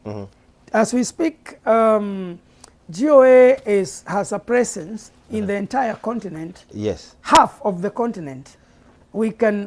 Tomorrow we can get into any nation in Africa. We have 27 nations there, half of the 54 where we are connected with. This year, yes, I started my ministry in Zanzibar. A place that people only know because of being a tourist destination, but don't know the struggles that the church is going through in Zanzibar. That's why I'm saying those are other chapters. And where we were doing the training in a church, that church has been destroyed 3 times. 3 times. They built it, permanent church with stones. Our friends I don't want to mention them here, our friends and who conflict with us in matters of faith. They come and pull it down. They come and build it again. They come and pull it down. Now, this is which country? Zanzibar. Zanzibar. That's where I started. And you have not mentioned Congo. I have not mentioned Congo.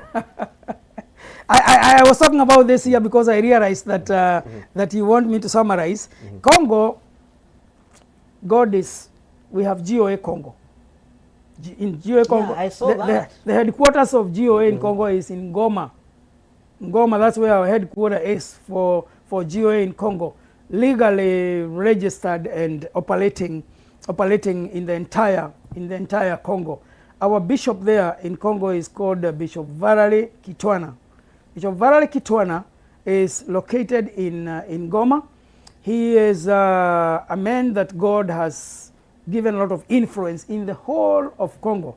His background, he used to be very much in the office of the governor, and he used to be a right-hand man of the governor. So, and that's why I said every experience is important.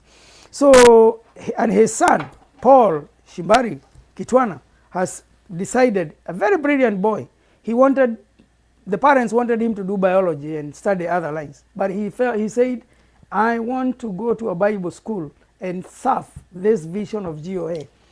The young man has just graduated last month in theology in Goma. Wow. And I followed you on your Facebook, and I found there was a time you wanted to go and baptize people. I can't remember which country.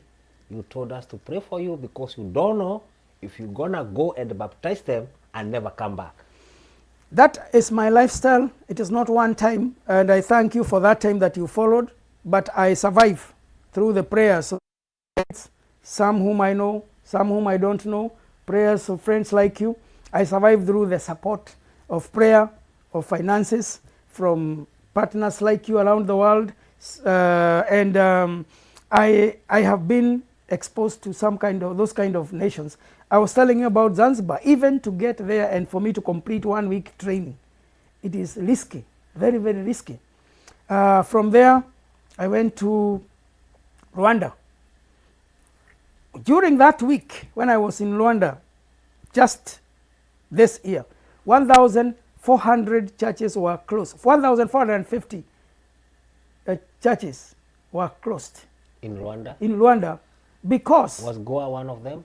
Goa was one of them. Oh. And but we are working hard, and through the support that we will receive in this trip, we will be able to meet the requirements. The government in Rwanda wants high-level buildings, like what you have here in the States. That's all they want. They want you build a nice, big church, beautiful. You put air condition, like you have here in the States. You put parking, nice parking, like you all have here in the States. You put air condition. You put alesters for lightning. They want you to have a spacious, the church building to be on a spacious, at least 1 acre of land. They to put your. They want the pastors to have degrees in theology.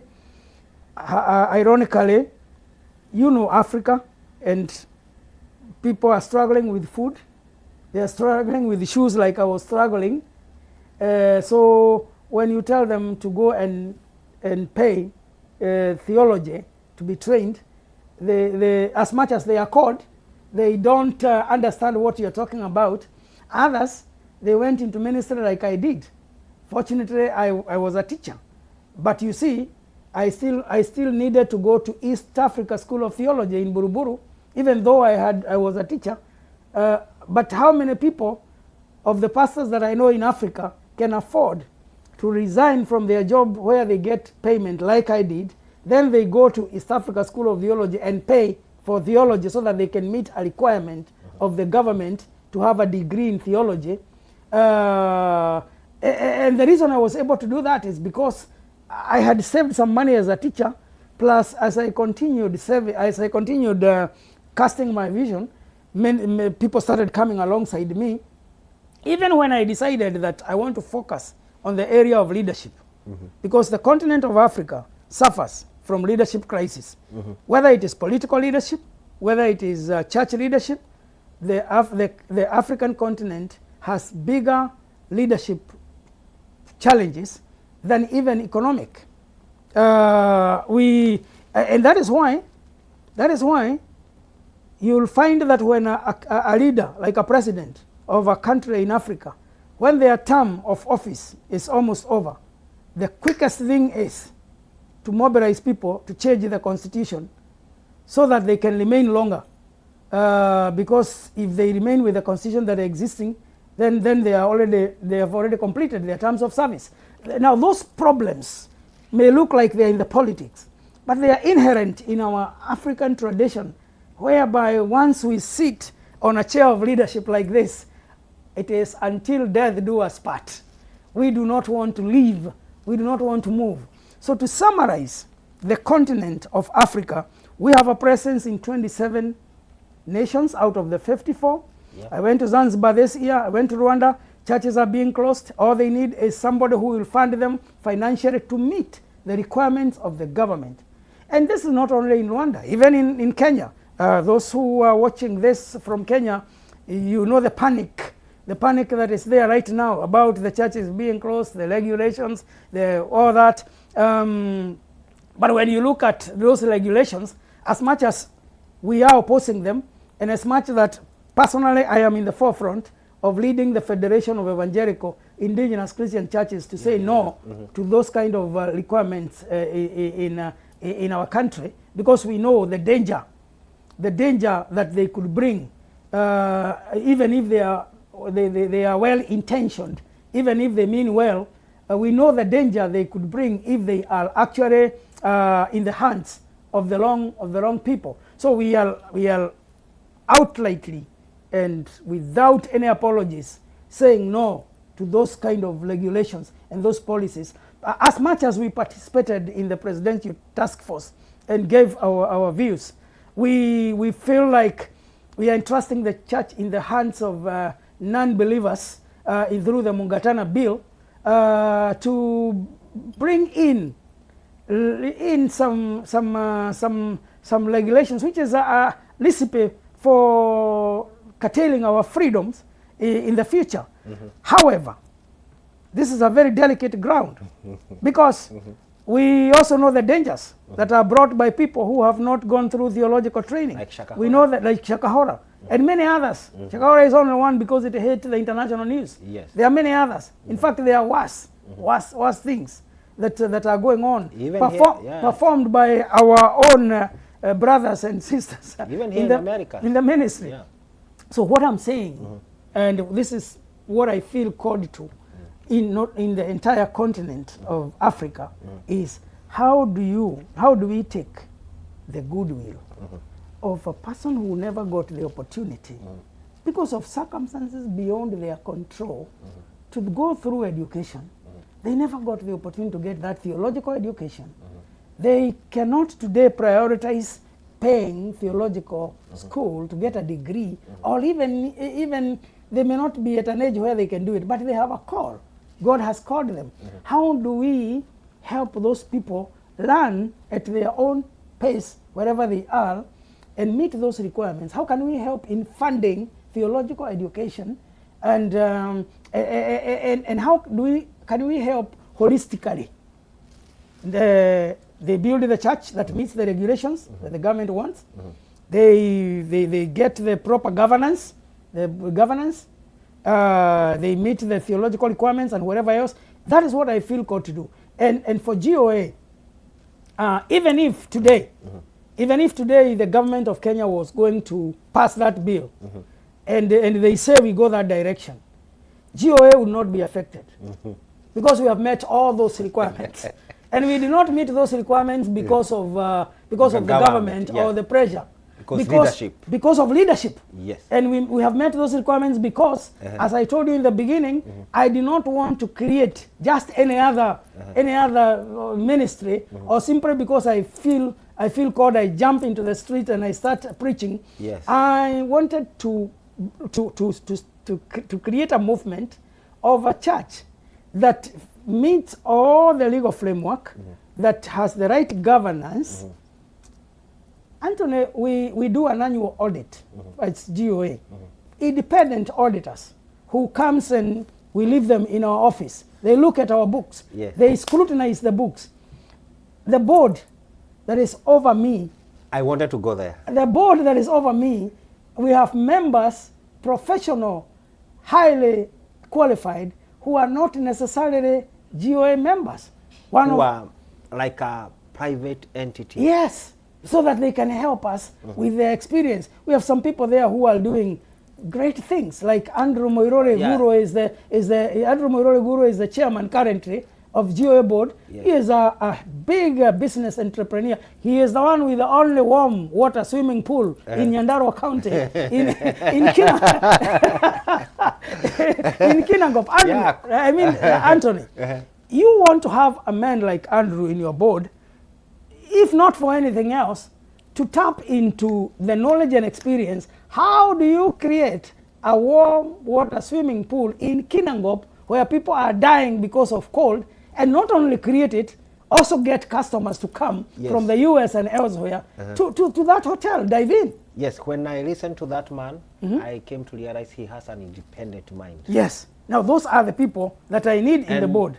When I saw that you have a board, a independent board that can criticize you with love. Yes. Tell you when you are outside the track, when you are not meeting the threshold according to the vision. I want to, from that, I want to ask you a question. Is modern church doing enough when we come to helping their communities? Because there is a narrative outside there.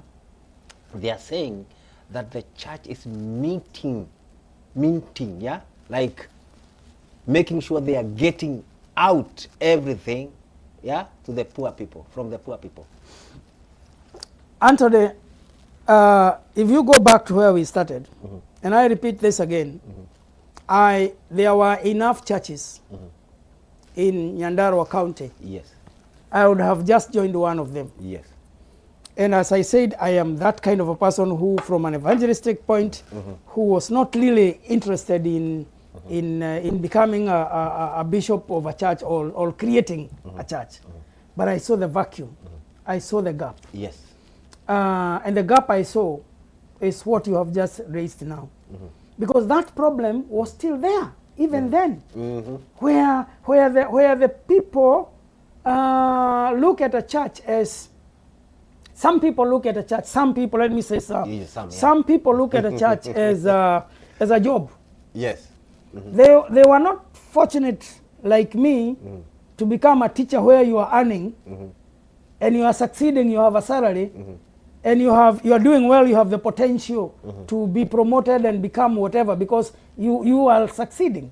They never had that opportunity, what Apostle Paul calls tent making, where you can do something for income and still continue. They were not fortunate enough to have their parents sacrifice, or even maybe they don't have them, to give them basic education so that they could, in addition to the calling that God has given them, intelligibly be able to look at the Bible, leave alone to study the word and break the word properly. So we have those people, and there are many. It is our continent. That's where we are coming from. We cannot deny and we cannot rule out that there are people whom God calls and gives a vision and ministry when they have little education or none. And some of those are the people who have led us to where we are now, where we have that narrative that you have talked about. Because you can only give what you have. If this person has never been to school, but God called them, they love the Lord, they are passionate, they started their ministry. Probably out of charisma, the ministry has grown. Or maybe out of something else, maybe somebody, God connected them with a financier who came and added the passion and the call with the financing, and they were able maybe to be in the media or to be somewhere where they have grown. We can't rule out that we have that. But that is also coming with a lot of danger. And the danger is some of those people probably will be more visible because probably they have the resources to make them visible. Some of those people, they may have that charisma that draws the people to them. So to separate the genuine and the fake is a big problem. To separate the real from the unreal, to separate the true from the false in the field of clergy and field of ministry and operations in Africa, not just Kenya. I'm talking about Africa because I'm the director of International Leadership Institute in all the countries that speak English and Swahili. So this is my experience and my lesson in the different nations, and not even as a presiding bishop of GOA of the 7 churches of the churches in the 7 countries, not even as a general secretary of all the Federation of Evangelical and Indigenous Churches in Kenya, which I represent, but in all those fields that I represent in the continent, in Kenya, I know we have genuine people whom God called, give them a passion, their ministry is thriving. And they are genuine. I also know we have fake. We have people who came to the ministry because it was the easiest thing to do.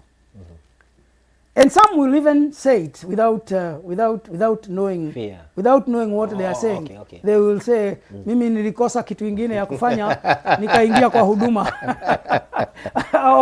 or mimi sikusoma or and then they are going to lay their ministry on the foundation of the fact that God does not call the qualified, which is true, but he qualifies those he calls, which is also true. And they are going now to take the line of God uses the blunt tools. But they are only there because that is they see it as a job. It's not a ministry, it's not a calling. But that is what they thought it was easy. Today, which is very unfortunate. And it's very sad for me to say that on camera as a man who is the director of those countries and federation and all that. But it's sad for me to say that today there are people who are in ministry in Africa to make money, to exploit and use every aspect of exploitation because they have nothing else to do. And they are making it and they are succeeding it.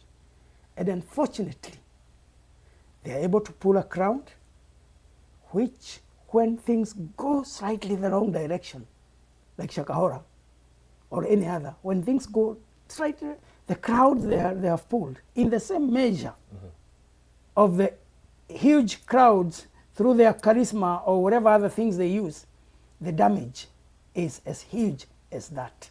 And therefore the damage control, it becomes very difficult because, and that's why now, on one side, people like me who are in a position of speaking for churches, like the general secretary of all those churches, sometimes we find ourselves in a very delicate balance because all that is true. They are dangers, and we have seen them, not once, not twice.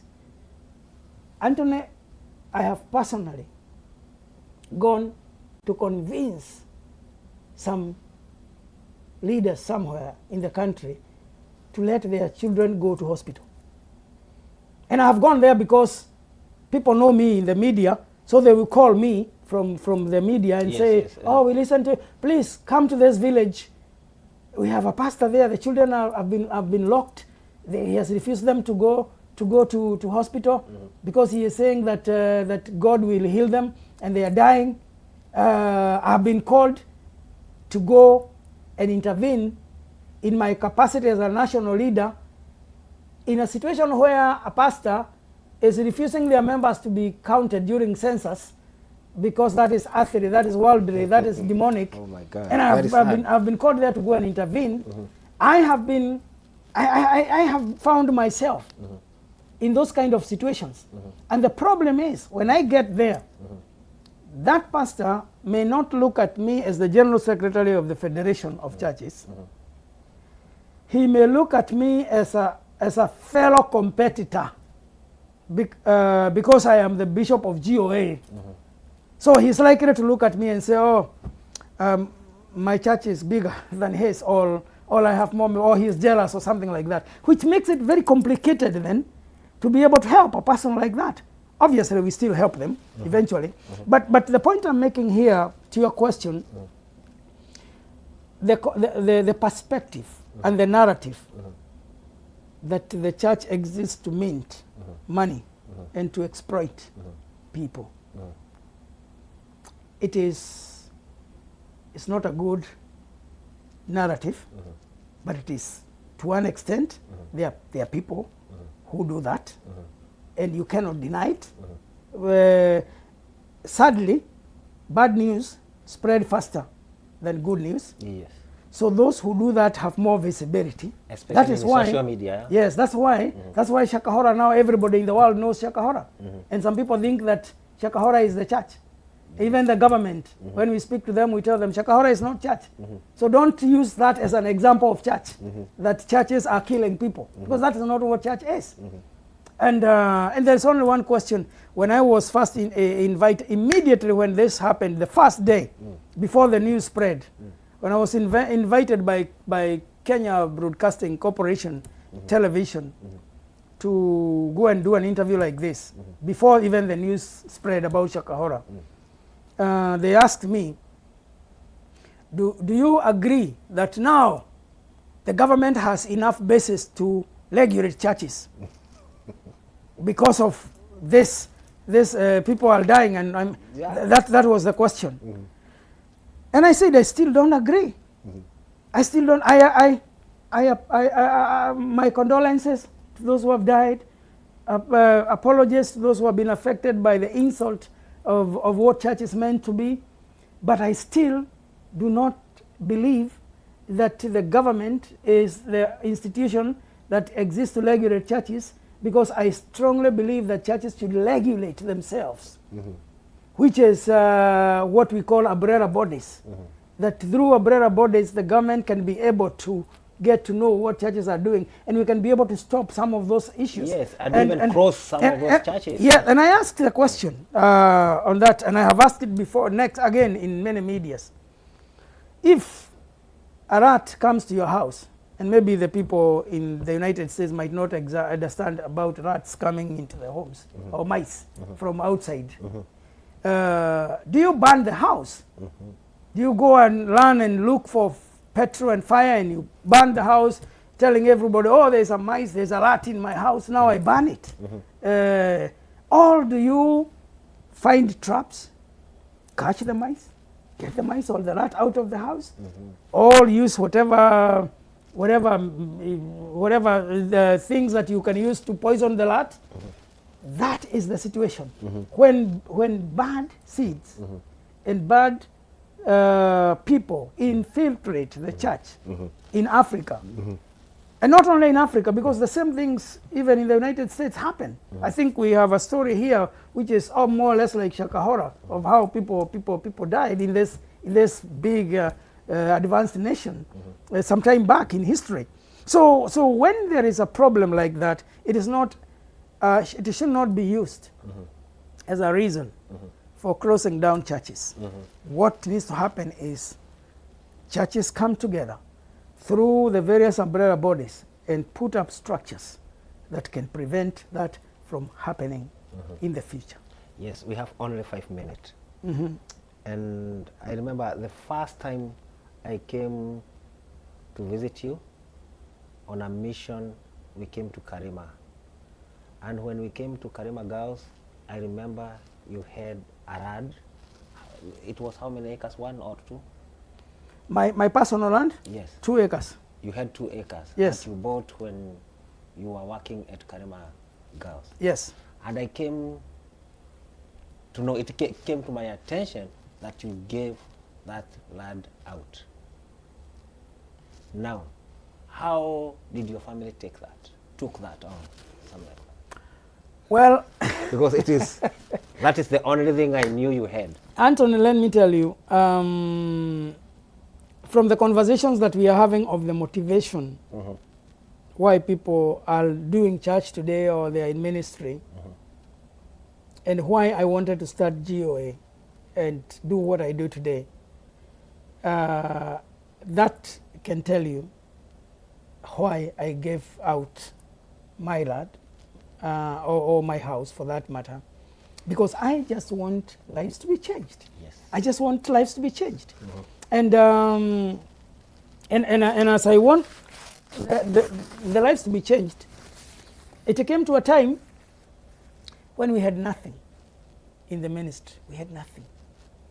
You hear we were starting the church in Aba, and even raising 700 per month was a little problem. It was taking all the salary as a teacher from Kareithi, from myself, from principal, from a few other staff. You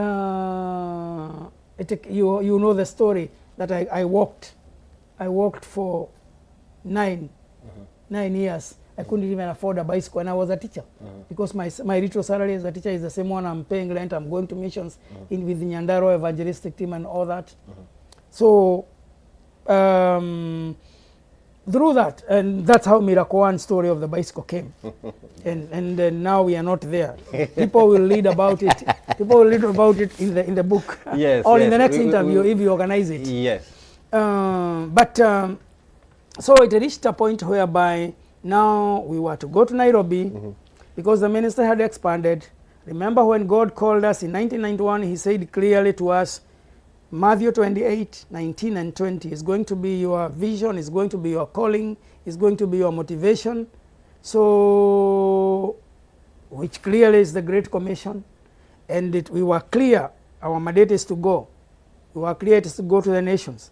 We were clear we were going there to make disciples, not new converts. We were teaching people to obey everything. We were very clear that God was going to be with us. Verse 20. We were very clear on our mandate. Now, when we started, it became necessary to move to Nairobi, to be strategically located, to reach the nations. And nations here do not only mean geographical boundaries like America and others. It also meant even people groups. Another topic for another day. People groups like Samburu, like Turkanas, people like that, people groups, unleashed, least reached, marginalized. That so those kind of people.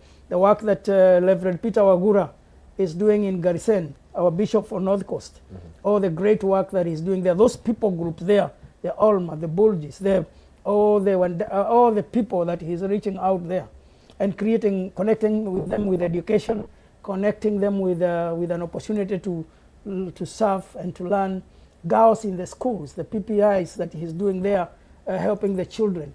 And by the way, Peter Wagura is one of those whom I'm very, very proud about, with his wife Lydia. And the ordinations that you are telling me about, I was so excited to go ordain his wife Lydia as a leverage, and Pastor Esther there is pastor for children. So let me put it this way: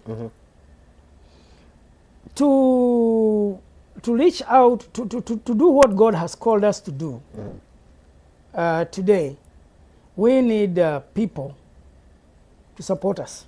And I'm glad that you have brought me to this show. And I believe that there is one of the viewers who want to connect with us. And I would really want to encourage the viewers in your show to follow up what we do in social media. Bishop David Munyere THAGANA. Yes. The YouTube. You're gonna put it there. The Bishop David Munyere THAGANA Facebook, YouTube, Glory Outreach Assembly. And for those who live in the US, if you can go to GOA USA website, goausa.org, and you want to sponsor a child, you will find there sponsor a child. Just click on that link, $39. We need 324 sponsorships. And Brightpoint for Children here in Georgia. It's an organization that helps us to process all that through GOA USA. Yeah. And then they said that support to Kenya. So that is easy. That's great because it is accountability Yes. and integrity. Yes. Yes. And Yes. as I listen to you many times and you talk about faithful stewardship. Exactly, yes. And that is what has brought us this far, Anthony. So here in the US, it is possible to send our support to GOA USA. Yeah. And it is in dollars, the website, in dollars. Yes. And they receive it, and they are also a 501(c)(3) tax exempt organization. Yes. Anybody going to goausa.org will be able to find or Glory Outreach USA. If you load that check and you send it to the mailing address in Marietta, Georgia, and which is a PO box 672 935 Marietta, Georgia, 3006. That is an email where we receive checks from people we don't know at the GOA USA, PO box 672 935 Marietta, Georgia, 30006, or even going simply to the goausa.org, or even going to our bigger website of goaweb.org, or Bishop David Munyeri THAGANA, all those channels through which one can reach us. And when we receive the support, we are capable of using it the way it should, because we have an accountability system here in the US. Even here in the US, we have a board of people that ask hard questions. Yeah. And volunteers. The volunteers. Okay. Volunteers.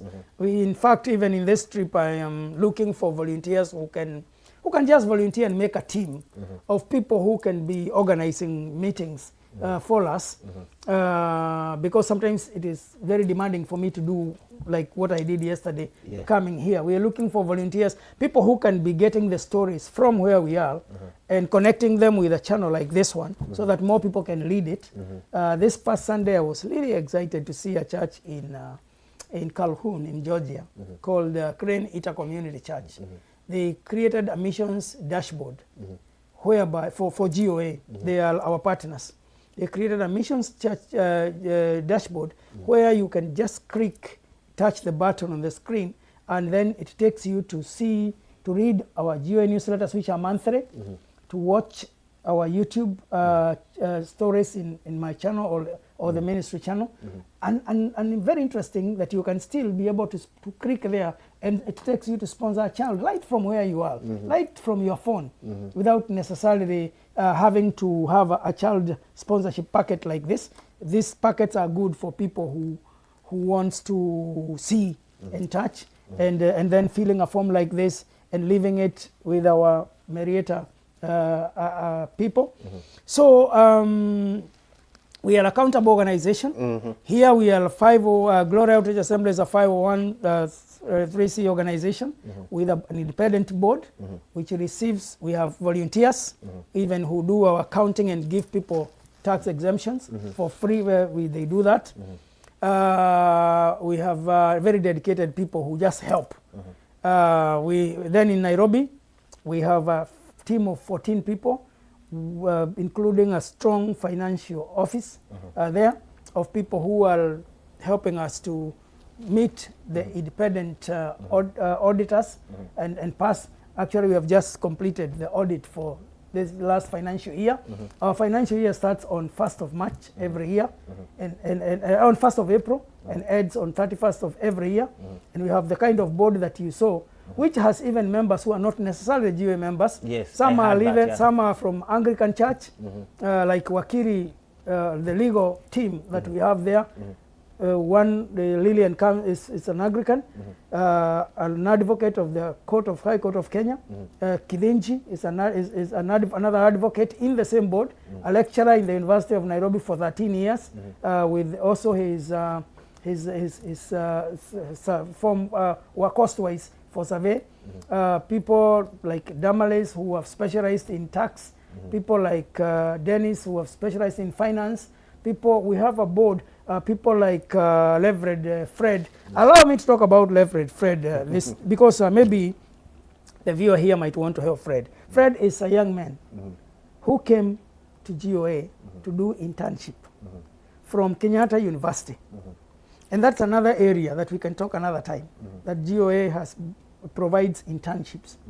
And then we mentor and nurture those young people to become great people. One of them is Fred. The other one is Paul Maina Mwangi, who is the director of sports, whom God has used to introduce new sports in the country, and they have been adopted by the government. He just completed hosting an African championships for floorball. Oh, yes. Talk about sports. Sports we haven't talked. Evangelism, That's the area where again God has given us breakthrough with the young people. Remember, I told you I was not just creating another church. I wanted a church that is relevant, especially to the 72% of the Kenyan population who are below 35 years. People who have found the church to be irrelevant. Just a place you go on Sunday and crap and do things as usual. They can even tell you how the program will look like next Sunday. People where the youth are not, their gifts are not recognized. Personally, I wanted to create a movement which makes the church relevant to all the ages, particularly the youth below 35 years, so that when we lead them to Christ, by having programs where they can use their creativity, like sports, and we are huge on sports. Our teams are doing great. We tell them, we share with them, and what we want is to discover what their gifting is. And then we develop the gifts they have. And then we deploy those gifts wherever they are needed. We are motivated by our 3Ds mission. We lead them to Christ. We discover, first D, their talent and gifting. We help them develop it through mentorship and coaching.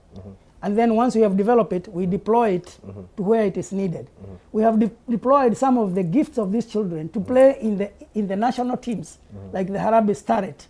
One of our girls from Githurai just connected through our sports. Now she is playing in the national team of Harambee Starlet.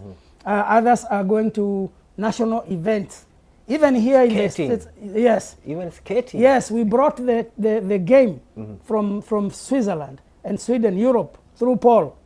And now it is, we are the champions in Africa, and we hosted it last month through Paul's, and another one called Lolbo, where we are the world champions. And all these events are things that are meant to creatively respond to the Great Commission. That is the point. This is church. Creatively respond. That is church. Creatively respond. That's why I told you. Holistic. Yes, we do not want to just create another. Just be spiritual. No. We do not want to be, when people think of church, they just think of Sunday. No. We wanted people to think of church as an everyday, every place lifestyle.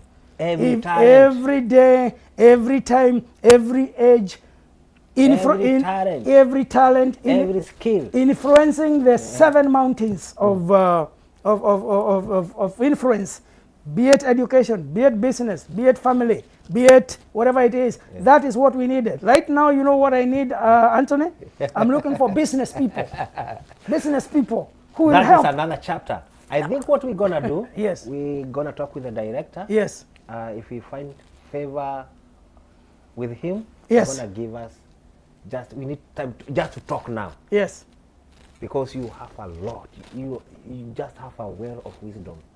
You actually, I'm gonna sit down again and listen to this interview. Thank Because you. I had many new words, many meaning with things like criticizing with love, harsh, being hard in love. I never knew there is something like that.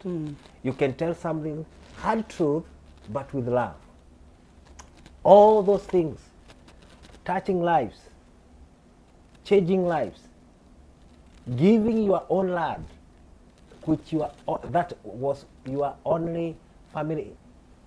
You could only, it was like THAGANA's inheritance. You give it out. Not only so my rad, Anthony. I know you have my first car. Whom did I give my first car? Yes, your first car. I remember. I gave it to Justus Chege, who is today the manager I am a witness of the that. manager of Children's Home. Yeah. I gave him my first car.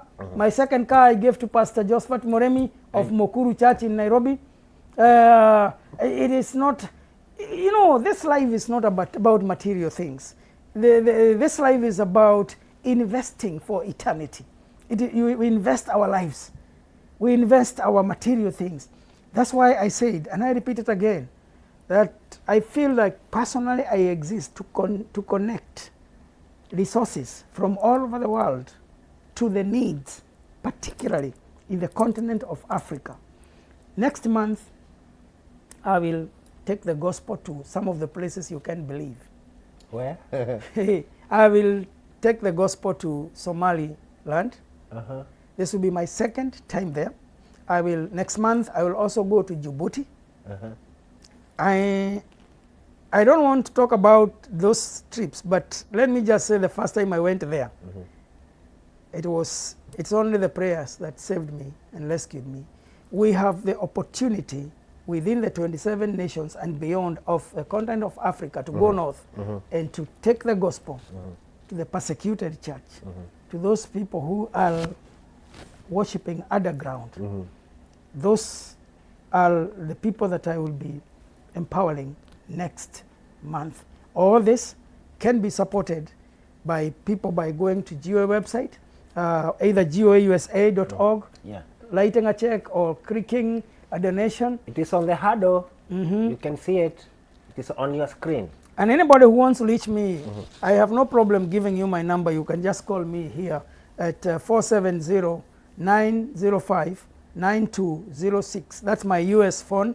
I carry it with me. Yeah. Anybody who would want to call me, we can talk. Yes. But you can also connect with me through. It's on the screen. All right, thank you very much. And you can also connect with me.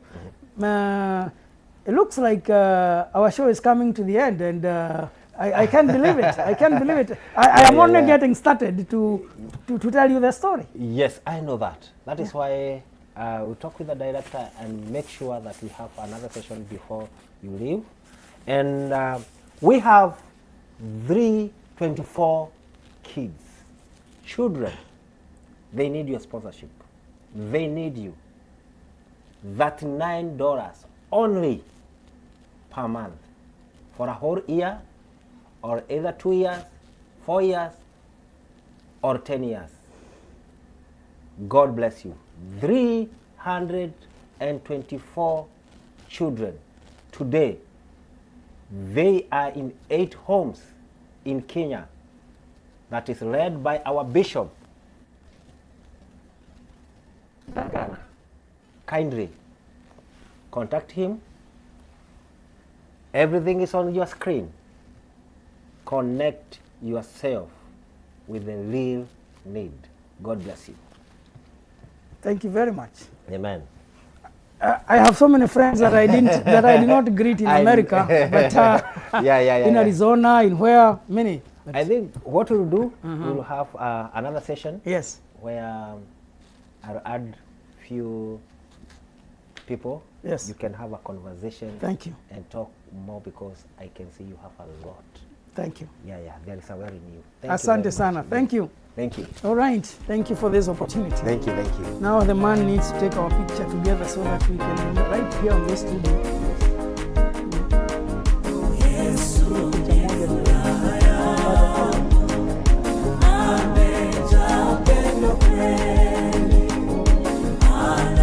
It was also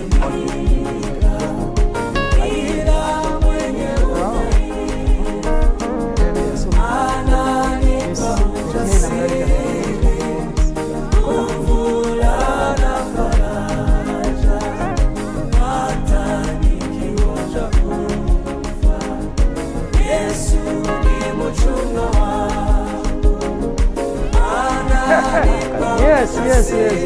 Motto.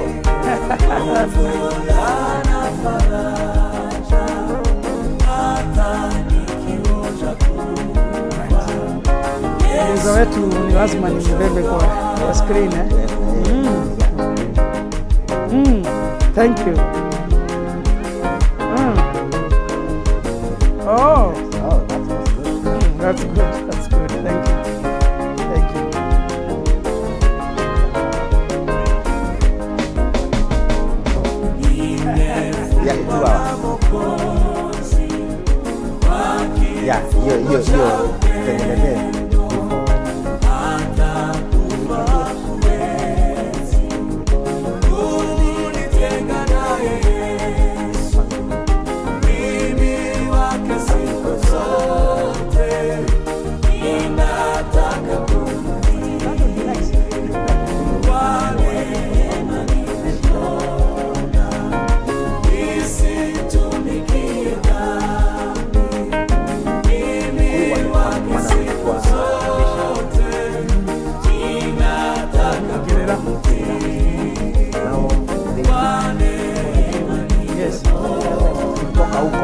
what I do in the